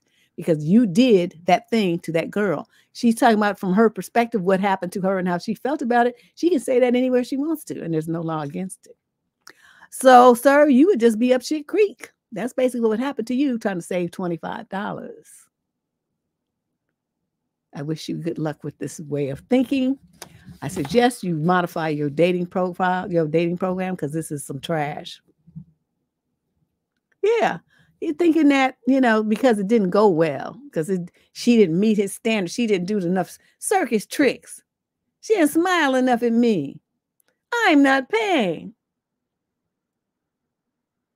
There's things like you could be wearing food, you could be wearing drinks. But like me, I know me, I would act a complete fool and cuss him out right there in front of everybody. And embarrass him. Because that's what I do. But yeah, this is just unacceptable behavior, young man. I suggest you rethink this. And you don't have to see the girl again. There's no law saying that. But if you thought enough of her to invite her out, then you better follow through with the complete package that comes with dating. If you don't want to do that, then don't date. Question number 19. This is a female in the 28 to 34 age group from Lexington, Kentucky. Summary of issue. How do I communicate to the abusive female friend of 10 years that I'm done? Oh. Deb, I'm 28. I have a very manipulative and abusive and narcissistic friend who is also 28. She's getting worse and worse over the years, constantly nagging, making scenes, provoking, complete disregard of any boundaries, diminishes all of my accomplishments, makes all the efforts to spoil any experiences that I create for us, makes weird power move. God, I have so many examples. I was trying to point out her behavior, but every time I'm just met with a scene or blamed for being a rubbish friend or not understanding that her situation. I was feeling empathy for her situation, but now, and how and why she got to be like that, but enough is enough. There's nothing left in me. Her behavior is borderline psychopathic sometimes. I am determined to end this 10-year friendship, but I just don't know the best way to do it. Listing out all the ways she made me feel bad would just be too much. Saying a sum up would probably provoke her, and she would just put the blame on me or make a scene. Ghosting just doesn't feel right. Any ideas or advice? When, where, and how to do it best? I'm just so done. Well, you're 28. You guys remember me talking about what happens when you turn 28? That every 7-year thing, but 28 is the magic number where you start cleaning house, getting rid of friends. I've talked about this dozens of times. And here she is. Both of them are 28 and it's right on time. So what I suggest that you do is say, Sally Sue or whatever, and you can send her this in a text or email, whatever way you want to do it. We've been friends for 10 years, but I have to say what started off as a really good friendship has deteriorated into something I don't want in my life anymore. You don't have to be specific because then she's going to be like, well, that, she's going to offer excuses, this and that. You make I statements. Well, I don't like it. So that's all that counts. I don't want it. That's all that counts. What you feel about it is relevant because I don't like it and I don't want it. So that's it. That's the end of the conversation. So you have to make I statements and you just tell her that. So, this is going to be my final communication with you. At this point, I don't have any more energy to devote to this farce of a friendship. I'm done. Thank you for a wonderful 10 years. Hasta la vista, baby, or whatever you want to say. And then you send it. And then when it shows that it's been read, then you go and you block her. Okay? The unfortunate thing about it, though, of course, since she is your friend, she knows where you live. So don't be surprised if she shows up at your house. If she shows up at your house acting stupid, call 911. Have her carted away and get a restraining order. That's what you have to do. You have to show her that you mean business. Stop being nice. And you talking about ghosting doesn't feel right. Psh, I don't know why not. Just be busy.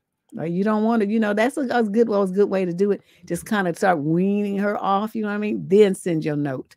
After she gets, she's kind of, you create some space between the two of you. And then you could use that saying, I've been thinking about it for the last few weeks, whatever. And that's why you don't accept her calls. If she leaves a message, you don't call her back. If she texts you, you don't text back. If she wants to see you, you don't go. This kind of thing. You create space. You're busy. You have a big project at work. You're looking into going back to school. Somebody in your family is sick. I mean, whatever, just make up a series after series of fantabulous tales. But bottom line is you don't spend any time with her and you don't communicate with her.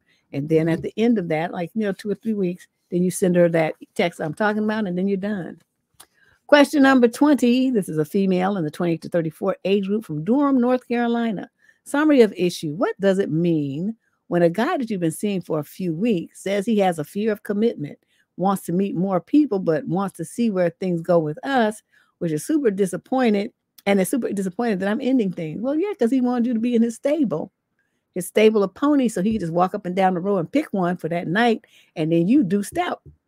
So, yeah, he's disappointed. Before you even ask, yes, we slept together. We love cuddling each other, holding hands, and kissing. We can't keep our hands off each other. He said he's never met anyone who he wanted to kiss more than me. When we're together, we're stuck together like glue. I'm 29 and he's 34. I know he's going through some personal issues like clinical depression, which might impact his indecisiveness, but I don't know if this is me just trying to cope. I really feel stupid that I can't figure this situation out and that I need to ask for advice. I'm just really hurt and I don't understand what's going on because I've never been in this situation. I think you have been in a situation, but you just didn't know that you were in a situation because there's no reason, there's no way in this world that you're 28, 29 years old and you've never been with a man who was, stupid. There's just no way in this world. I just refuse to believe that. I think you just didn't recognize it for what it was. This dude just straight up tell you. Okay, so what does it mean? You've been seeing him for a few weeks. Okay, so he's not your man. He's not your boyfriend. Okay, y'all ain't a couple, but you messed up and you slept with him. He has a fear of commitment. That means I'm not gonna be with you. Okay, I'm not gonna be your man. We're not gonna have a relationship, but we could screw. That's what he's telling you. He wants to meet more people. That means he still wants to screw around. That he's not trying to be with you like that. And he wants to see where things go with us. That means to stick around so I could toy with you while I'm still toying with other people. If you let me, using the excuse that I, really am into you and that I want to kiss, I love kissing you more than I love kissing anybody else. And then he's super disappointed that you're ending things, like I said, because you dipped out on being one of his opportunities, one of his ponies. You deuced out. You did the right thing because it sounded like you was getting all too caught up. We love to kiss and we love this and we. Why are you talking about we like you French? It's not we, it's you. Dude is over there lip locked and doing everything else with some other women as many as he can. And you sitting up there focusing on him, writing letters and stuff. Girl, if you don't get your stuff together,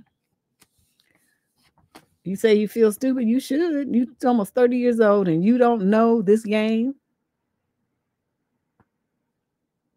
At 30, you don't know this. Okay. Question number 21, female, 22 to 27 from Santa Ana, California. Summary of issue. Every time I tell a guy my occupation, he makes it something about eggplants. What do I do? I'm 25 and I work as a nanny, not to toot my own horn, but I'm pretty attractive.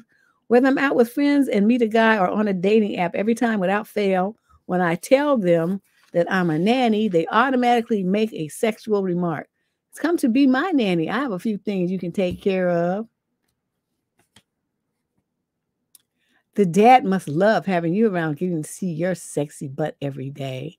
Even asking questions about the kids being attracted to me or saying, I wish I had a teacher that looked like you when I was a teen. I'd always be at school. Being a nanny is my profession and it's a career I worked hard for. I also went to school for early childhood education and I have a degree. I'm proud to be a nanny, but sometimes I hate telling guys I'm a nanny because it's just so annoying and it's just so derogatory. Like, what should I say instead of or to them when they say these things? Just tell them that you're unemployed and you a pimp. I would just say some crazy shit. The bottom line is, these are immature idiots that you're going out with. Why would somebody think it's appropriate to make those kind of jokes about someone's career and they don't even know you? See what I mean? I mean, by the time they do that, you should be hanging up the phone or you should be blocking their number. If you continue to dialogue with them, you continue on a date with them or whatever, it's basically condoning that behavior. The only way women have to speak with action. If a guy disrespects you, the second he does it, there must be repercussions for his behavior. If you continue talking to him, you keep texting him, you keep visiting with him, you stay on the date, you keep kissing him like the other girl, all this kind of stuff. Basically, you're saying, well, yeah, I know you just disrespected me, but, it's okay. That's what you're saying. These remarks here are disgusting.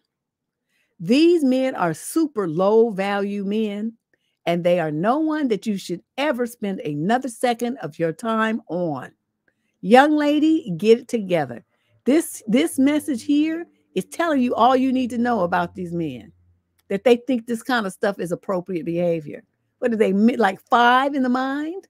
I mean, seriously, if you're 25, that means they're, close to your age or older, most likely, right? Way too old for this kind of stuff.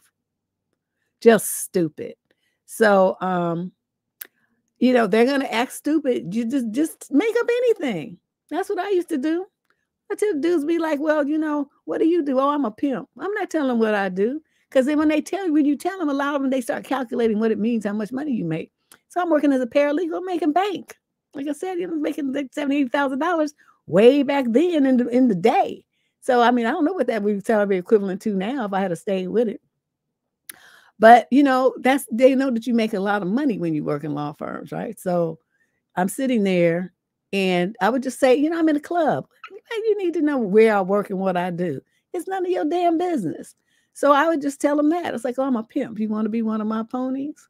And they would always laugh, but then they look confused. They look confused. Like, what is she talking about? Why is she saying this to me? And I'd just be sitting there with my legs crossed, sipping my drink, giving them the up and down. Because, you got to play the role. I'm going to sit there looking like up and down, like turn around. Let me see you the back view. See what you're working with here. Look that up and down. Yeah, I could work with you.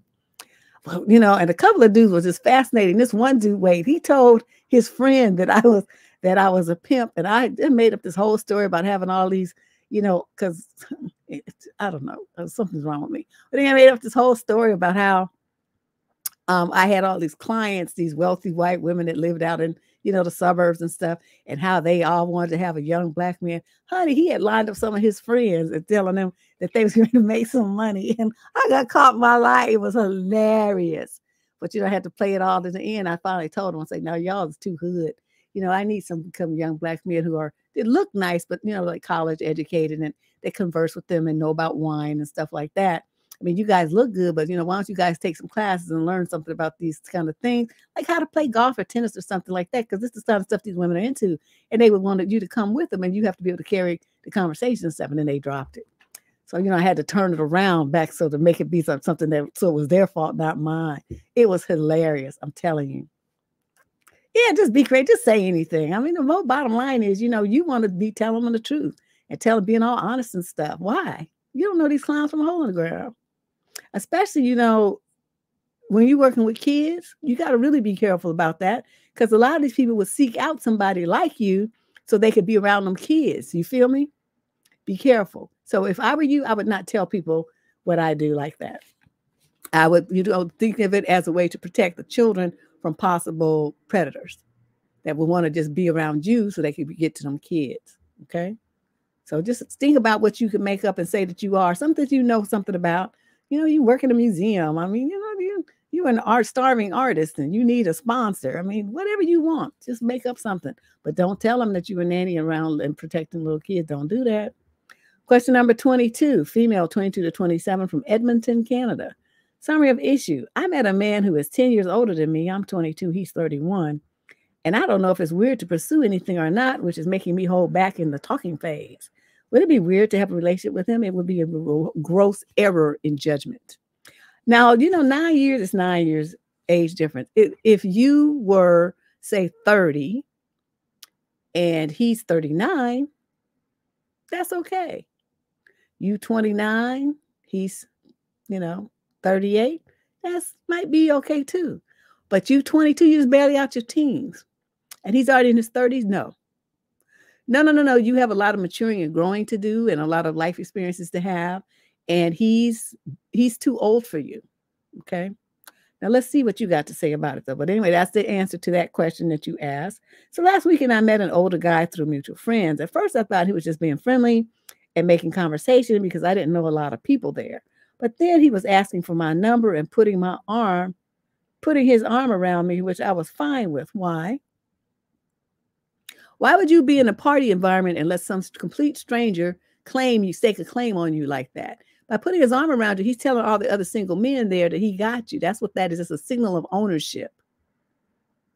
Like he doesn't stake the flag in you. You don't ever let some man do that to you that you're not really with. Okay, that's the one mistake. He then hinted at us getting dinner or something as a thank you for me driving him home after the night out. You had him alone in your car? Okay. I wasn't feeling it because of the age gap, so I kind of brushed it off and didn't text for a week. Then we ran into each other again a week later at a mutual friends party, so I said hi because I did genuinely enjoy talking to him. But just the age was a huge thing for me. So we talked, flirted a little. I had a few drinks, so I was a bit more courageous to lean into it, and he was super respectful of not trying anything. He said he didn't want to try anything because I was drinking and was constantly checking in if what he was doing, having his arm around me, etc., was okay, which was good. When I went to the bathroom, he was asking my friend for updates on where I was in terms of being interested in him, and she told him the age was something big for me that was making me hesitate. She also said to him that we should discuss it sober. We've been texting since that night and have flirted a little bit. He even offered to take me to dinner for my birthday and Christmas. But we have yet to talk about the age gap of what we are looking for in a relationship. I'm still trying to figure out my romantic feelings and such, but I think I need to figure out what I should do about the age difference first before I can fully invest. I know it's not like I'm 18 or anything, but we are at two very different points in our life, and I don't want that to interfere with anything. I also think a big thing of me holding back is public perception. Our friends seem fine with it and support it, but I'm scared of outsider perception and most importantly, my family, because I know it's going to be an issue, especially with my mother.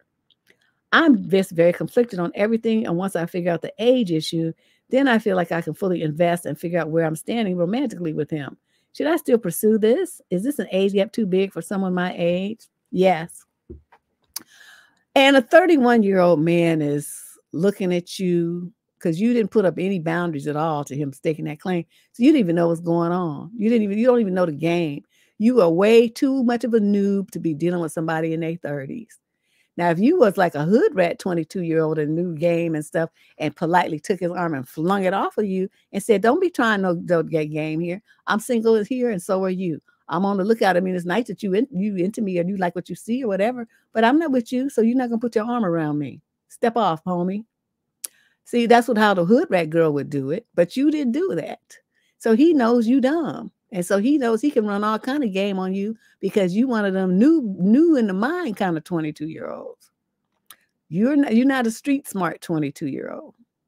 You're going to get caught up in some hot mess here with this man, and it's not going to work well for you. So you the gift of fear. You're feeling the fear. You feel having the concerns about the age. You know that this guy is out of your league and could run circles around you. Let this go. Tell him when next time you text that I've decided that the age gap is something that I really can't deal with and I don't want to deal with it. I want to enjoy men closer to my own age. He's not going to like that. And he's going to say, but I'm a good dude. And so you might be for someone who's in their 30s or at least closer to it. I'm barely into my 20s. I'm not trying to do that. Okay. So, but it's been nice talking to you. And I guess if I see you out at a party or something, we can say hi, but I want you to stop calling me now. That's what you need to do. And then you block his number. Okay. This is you not ready for you. This guy, he got too much game for you. Girl, you would just be like a little sheep being led to slaughter. Leave him alone. Okay, it's bad enough with the dudes that's like 25, 26. A lot of them have a lot of game too. But this one, by being already in his 30s, he's got another 5, 7 years of experience at gaming than them little young cats do that you would be dealing with. This dude he's way out your league, okay? Just leave him alone before you get messed over real bad and end up pregnant or something. And then he got you for the rest of your life and you're not going to figure out what happened.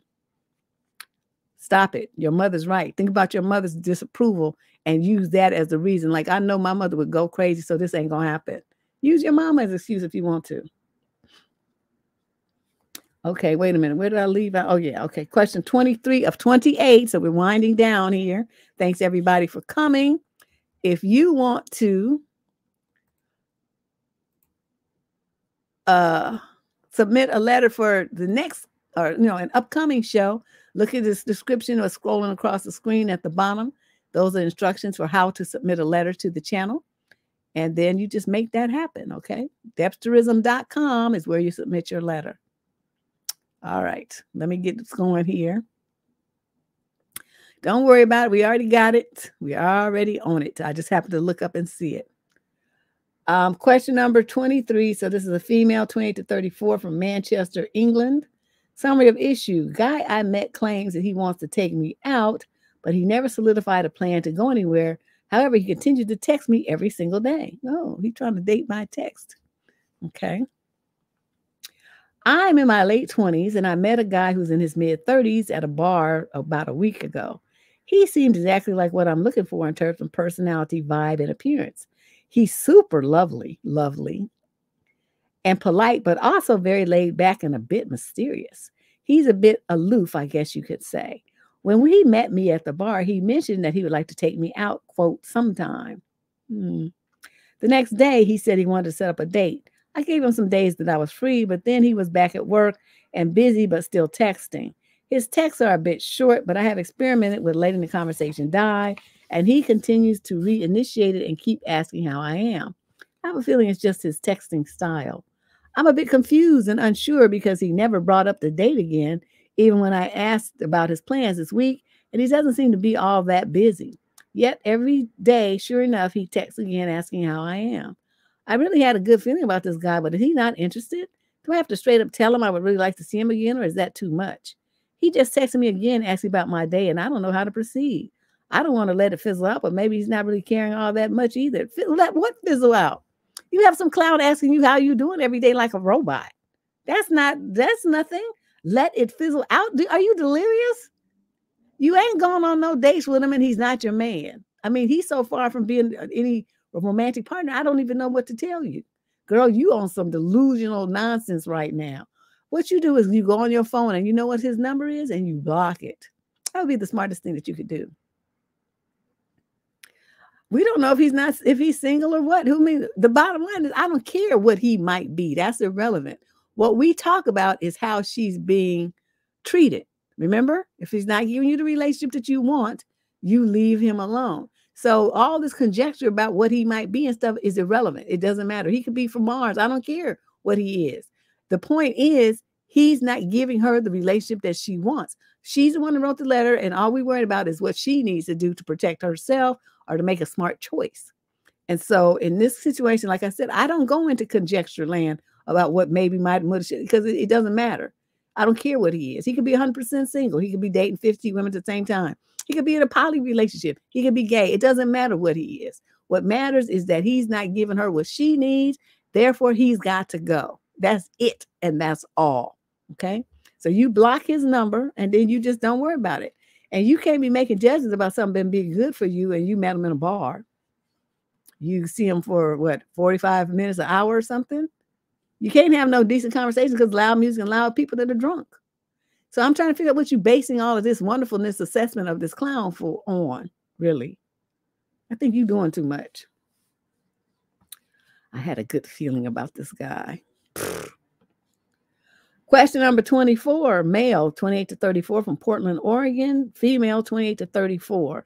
Summary of issue. My partner hid $50,000 US dollars in credit card debt from me. What other kind of dollars is going to be? Oh, maybe she came from another country or something.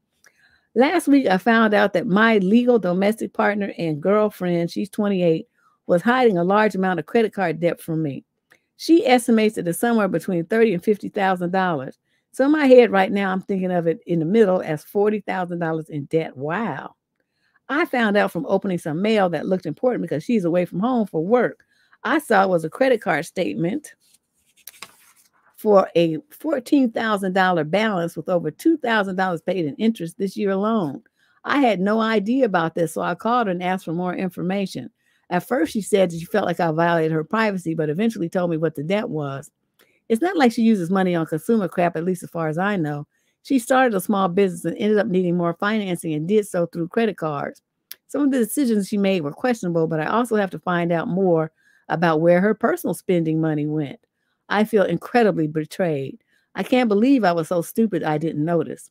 The signs were all there. Yet this summer, when she lost her job and wanted to take a sabbatical overseas before her new job started, I encouraged her to do that. When she needed to take on a substantial business expense, I encouraged it, thinking she had zero debt. Deb, I'm just completely gutted that every time we talked about money, since the debt was incurred, she lied to me. When we agreed to become domestic partners so that she could have my insurance a couple of months ago, she didn't disclose the debt before we mailed in the affidavit. Shame on me for not doing my due diligence. I trusted her. We have a goal to own a home together, and we have $40,000 less than I thought we had. The money itself isn't an issue. We are both high income earners. I had many years of low earnings, but now this year and looking into the future, it's going to be substantial. We can get out of this hole on paper now that she has a job again. Keeping a roof over our heads and eating well isn't an issue, and I do feel that her business has a chance of successfully recouping the initial investment and more. The issue that I have is no idea how to work towards trusting each other again. I don't want to have to be paternalistic and treat her like a child with money, but she has a propensity for impulse buying. I don't think this is what added up to the debt, but it just definitely may have exacerbated the issue. She also has mild ADHD, and I have read how spending money can become an addiction for those who have it. I'm not reckless with money. I grew up in a tight-fisted home where my mom was the first generation of her family out of poverty. I fear that our values are irreconcilable, and I don't know what to do because we have built an otherwise wonderful life together over the past 5 years. Besides financial counseling and marriage counseling, do you have any other suggestions? Yes. Dissolve this domestic partnership under failure to fully disclose. Now, you in Oregon, I don't know what the domestic partnership laws are there, but if it's like the ones here, it's like, it's just like being married. And so, she had this debt before you got together, but are you going to be responsible for any of that? Like I said, I don't know the laws in Oregon. I know you have like the kind of all in domestic partnership like we have here in California. I do know that, but I don't know the details and where the two laws differ. So you should investigate that and see what responsibility you have financially now that you guys have filed the actual domestic partnership. If there is going to be an issue where you would become responsible for that, you need to notify that shit immediately.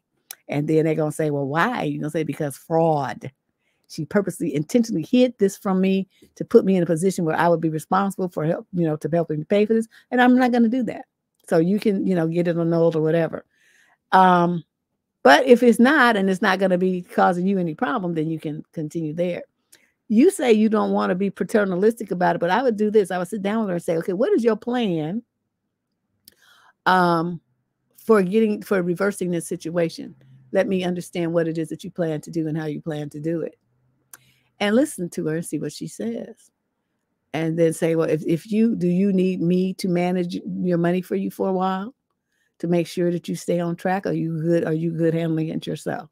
And see what she says. She might want you to do that because she knows that it's outside of her scope of ability. So you're supposed to be a team now, so try to work together. But I'm telling you, your first step, though, is going to be to look at that law and figure out what you might be on the hook for or with that debt, the $40,000 debt that you didn't know she had. And if that's any kind of question and you don't want to be on the hook for that, then I would dissolve this. You all can still continue to be dating and live together, whatever you want to do. But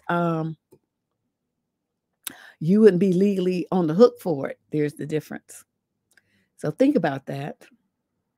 And you besides financial counseling and marriage counseling, do you have any other suggestions? You don't need all that. You just need to check that law and see what's up and what your rights and responsibilities and obligations are going to be. That's all you need to do. And then like I said, you check in with her and see what the plan is and if you like the plan or not. Work with her if you can stand it. I wouldn't want to tell you that I had $40,000 either. Quiet as it's kept. I wouldn't want to tell anybody that. It's embarrassing. And she figured if she's got a job, she would pay it off herself and she wouldn't need to bother you about it. That's probably what she was thinking. Let's move on to question number 25. This is a young man in the 28 to 34 age group from Washington, D.C. Summary of issue. Do men need to be confident to attract women? I will never be confident. Oh, I have multiple traumas and my life has been a chain of one bad thing happening to me after another. I'm also physically unattractive and everybody always told me that I'm ugly and I have an anxiety disorder. Well, damn, dude. I'm currently in therapy and my therapist is really good, But I'm such a mental wreck that truly being confident is just not a realistic goal for me.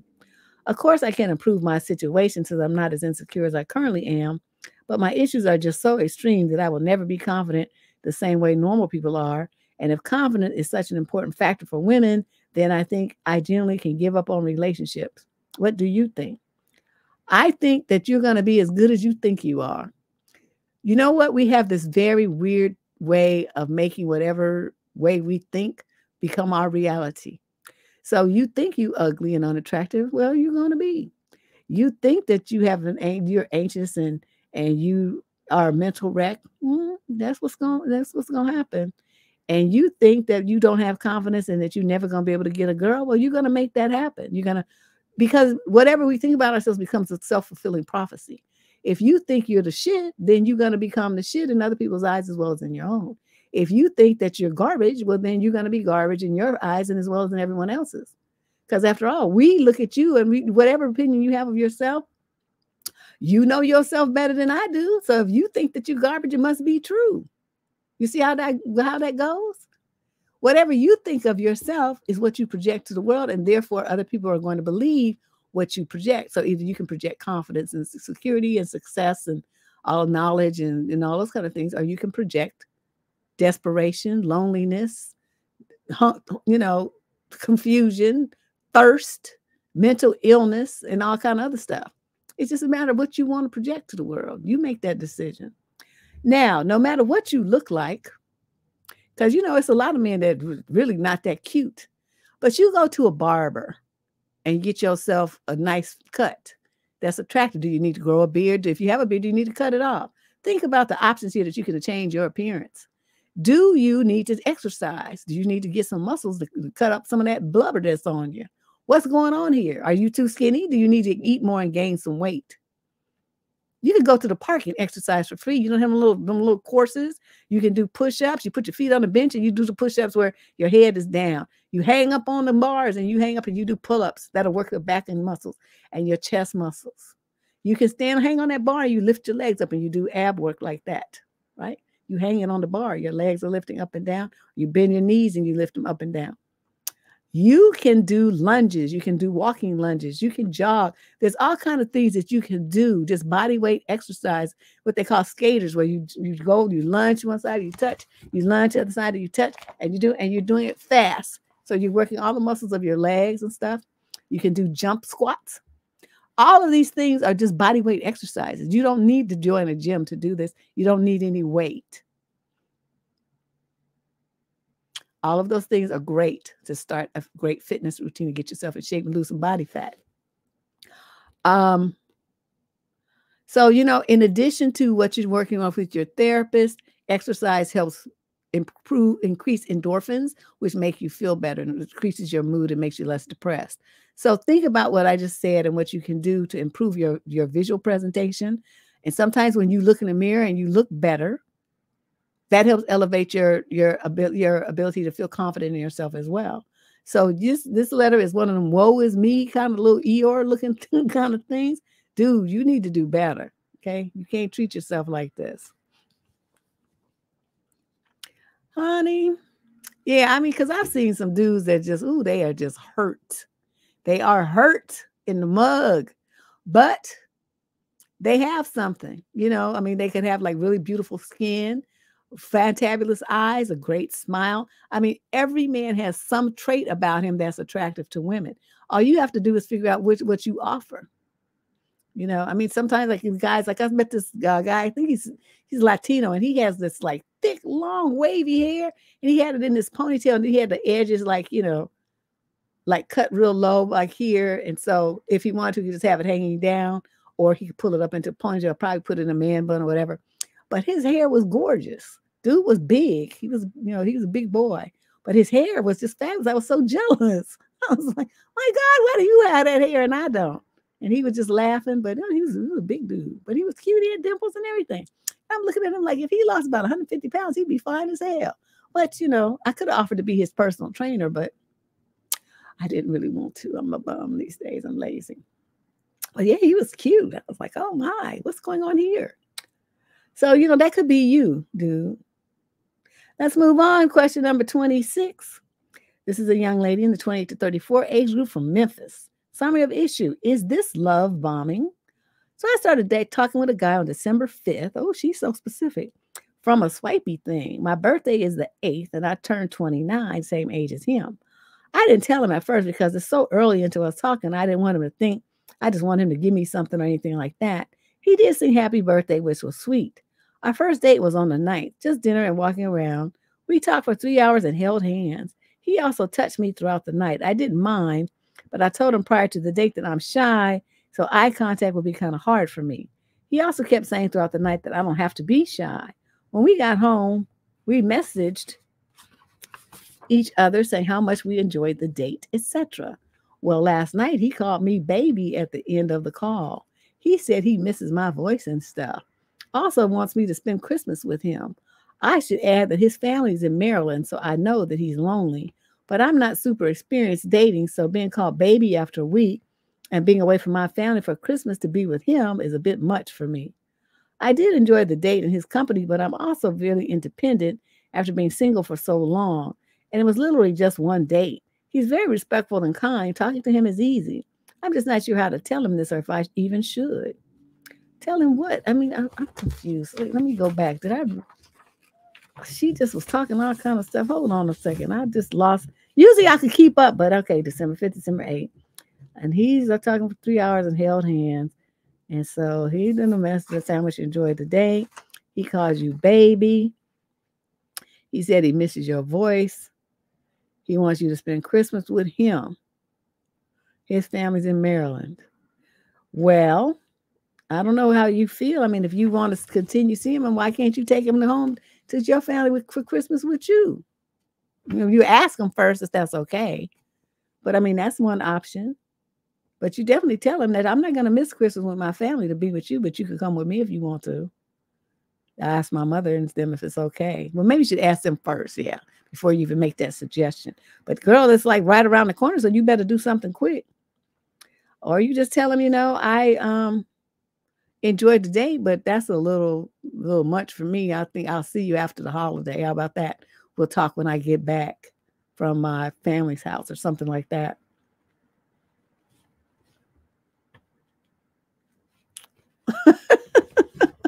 Get some good. Oh, they're telling the guy from the last letter. They're telling you some ideas here. I forgot to tell you to remind people to look in the chat. But yeah, make sure you do that. Chapter 27. This is the next to last question of 28 questions that we had tonight. Woo! This is a long one. This is a guy in the 28 to 34 age group from Plano, Texas. Summary of issue. I'm falling for a girl that I'm dating with no label. Sir, don't you know that you could have the power to change that? Okay, let's see what he's saying. I've been seeing this girl for 2.5 months. We're not kids. We're both 30 years old. I've seen her around I don't know what this is supposed to be. Okay. We've had eggplant every time except a few.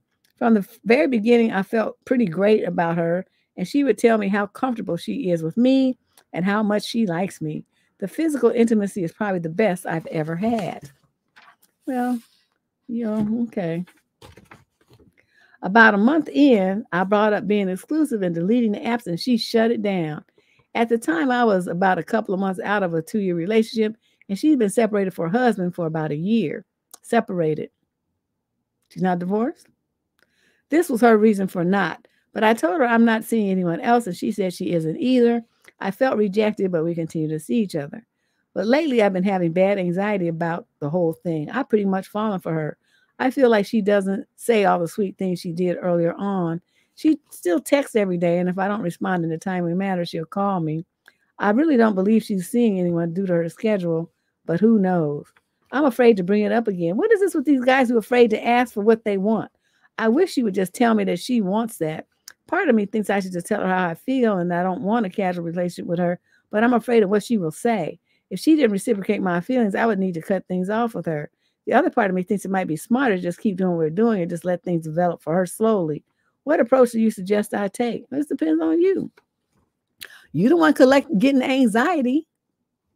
That means you really like this girl. You see, again, ladies, when they really like you, they want to lock it down. They want to be you to be committed to them. They're looking for that. So those of you who waste time thinking, well, if I just hang on another month, another week, another year, then he'll want me. Or just you see what I mean? When they really know, when they really want you, it happens quick. They want to be with you. They want you to be off the market. They want to claim you. They want you to be their girlfriend or wife. They want this. So I don't understand how so many women don't get that. But the main thing for you to find, if she just separated, because I noticed how you said that she has been separated from her husband. That leaves me the question to, is she still married? If she's still married, then the most that you could be is a boyfriend, I guess. But the fact that she didn't want to commit, that could mean that she would prefer to get back together with him. She's trying to give him another chance. And that's why she's keeping you at arm's length. So what I would do for you, since you're getting anxiety about it, is go, to ask her that. Do you have plans to get back together with your husband? Is that what's holding you back? And see what she says. Yeah, we don't know. We don't know what's going on. I mean, all this time, I mean, she could have gotten a divorce. I mean, separated, because you're still married until the day they give you the final decree. So all up until that day, once that paperwork is signed and the judge stamps it, well, that's the divorce is final that day. But so she was separated, but that didn't mean the divorce wasn't in process. What state are they in? Oh, Texas. I don't remember how long it takes. I've been gone from there so long. How long it takes to get a divorce in Texas, I don't know. So, but she could be divorced by now. But that doesn't mean that she told him. But I would want to know if I were you. I'd ask her that so I could know what to do with my feelings and what direction to take. Because it might be the kind of thing where she's really trying to save her marriage, in which case she's not going to want to do anything with anybody else of a serious nature. Emotionally, she's saving her emotions to get back with him. Of course, it's not going to work, but people have to go. They have to find that out themselves. Question number 28, our final question of tonight's What the Fuck Tuesday relationship advice live stream. This is a crazy show, but I'm glad you guys came and enjoyed it with me. This is a young lady in the 22 to 27 age group from Chico, California. The young man is 28 to 34. Summary of issue. My feelings are hurt after he said I was wrong for ending the, quote, friendship unexpectedly. So this is the deal. I met this guy about 8 years ago. We had a history of frequent hookups until he had his first kid. I distanced myself after that situation, rekindled things a year later, and then shortly after we stopped talking again. During the second break, he had his second child by a different woman. Okay, so he just being a prolific baby daddy. He said he wished I had told him I liked him sooner because his life may have turned out differently than it did. He said he had mutual feelings.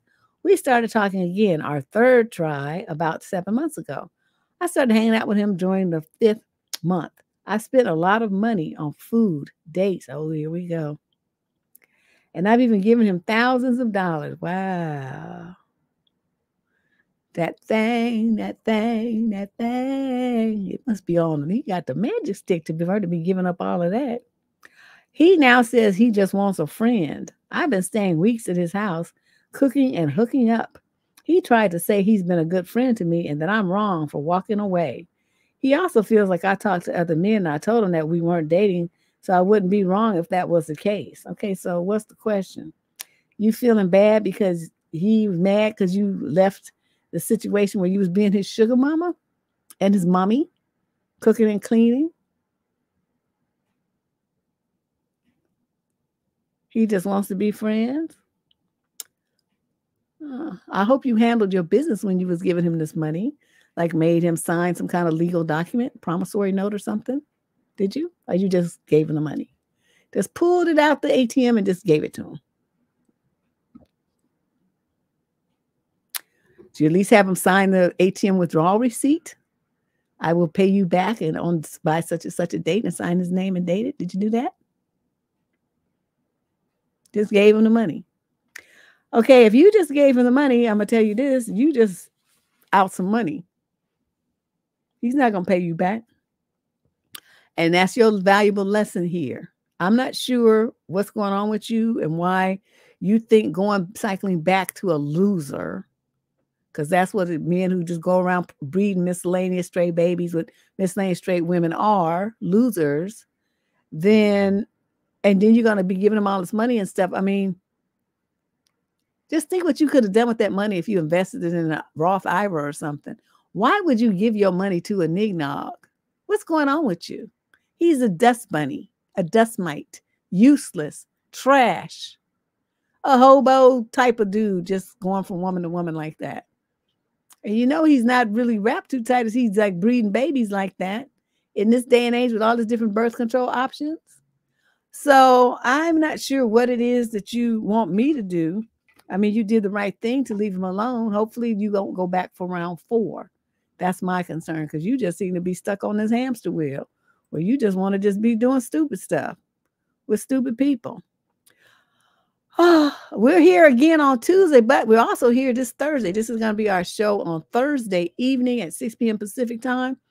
And thank you, Diana Prince. She's been really helping me because I have been so swamped. I haven't even had time to do anything for this show, but Diana's been helping me with my research and, get me some stuff, some material. So we couldn't do it without her. I would have to postpone again because I got hit with a whole bunch of stuff and I just didn't have time. But this will be Thursday. Come right back here at 6 p.m. Pacific. If you have not become a subscriber to this channel, please hit the subscription button and the instant notification bell so that you get a reminder that the show goes live. Okay. We have another couple of other very interesting things coming up after the holidays that watch for those show pages to go up. And this is one of them, but I'm not sure what day I'm going to be doing this yet. But this is another show that we'll be doing, between the end of the year and the first of the year. I'll let you know what day when it's scheduled. But, we got a lot of good things coming up around this channel. Normally in February, we have February. You guys, I don't think I can't do it. I'm not strong enough yet. I'm still recovering, but I still get too tired. So I might be able to do a week, February week, but I cannot physically handle the demands of doing it every video every day. So we're gonna have to skip it for 2023. And I'm hoping I continue to, recover well enough so that I can do it back in 2024. But right now, I just can't do it. I don't want to get a relapse or anything. Okay. So we're going to put that on pause. I do have a couple of guest books. I'm going to try to do maybe a week. I could probably do a week, maybe even 2, but definitely not a whole month. And other than that, though, I hope you guys enjoyed the show. Remember to go on debsterism.com. If you want to submit your letter, we got the third Thursday's paid advice, $10 paid advice live stream. So that's another reason to become a subscriber. So you can get a reminder about that. And that's pretty much it. So I hope you guys make it to Thursday. And then after that, we'll head into Christmas and see what I want to see what Santa's going to bring everybody. I'm nosy. I'll see you guys later. Bye-bye.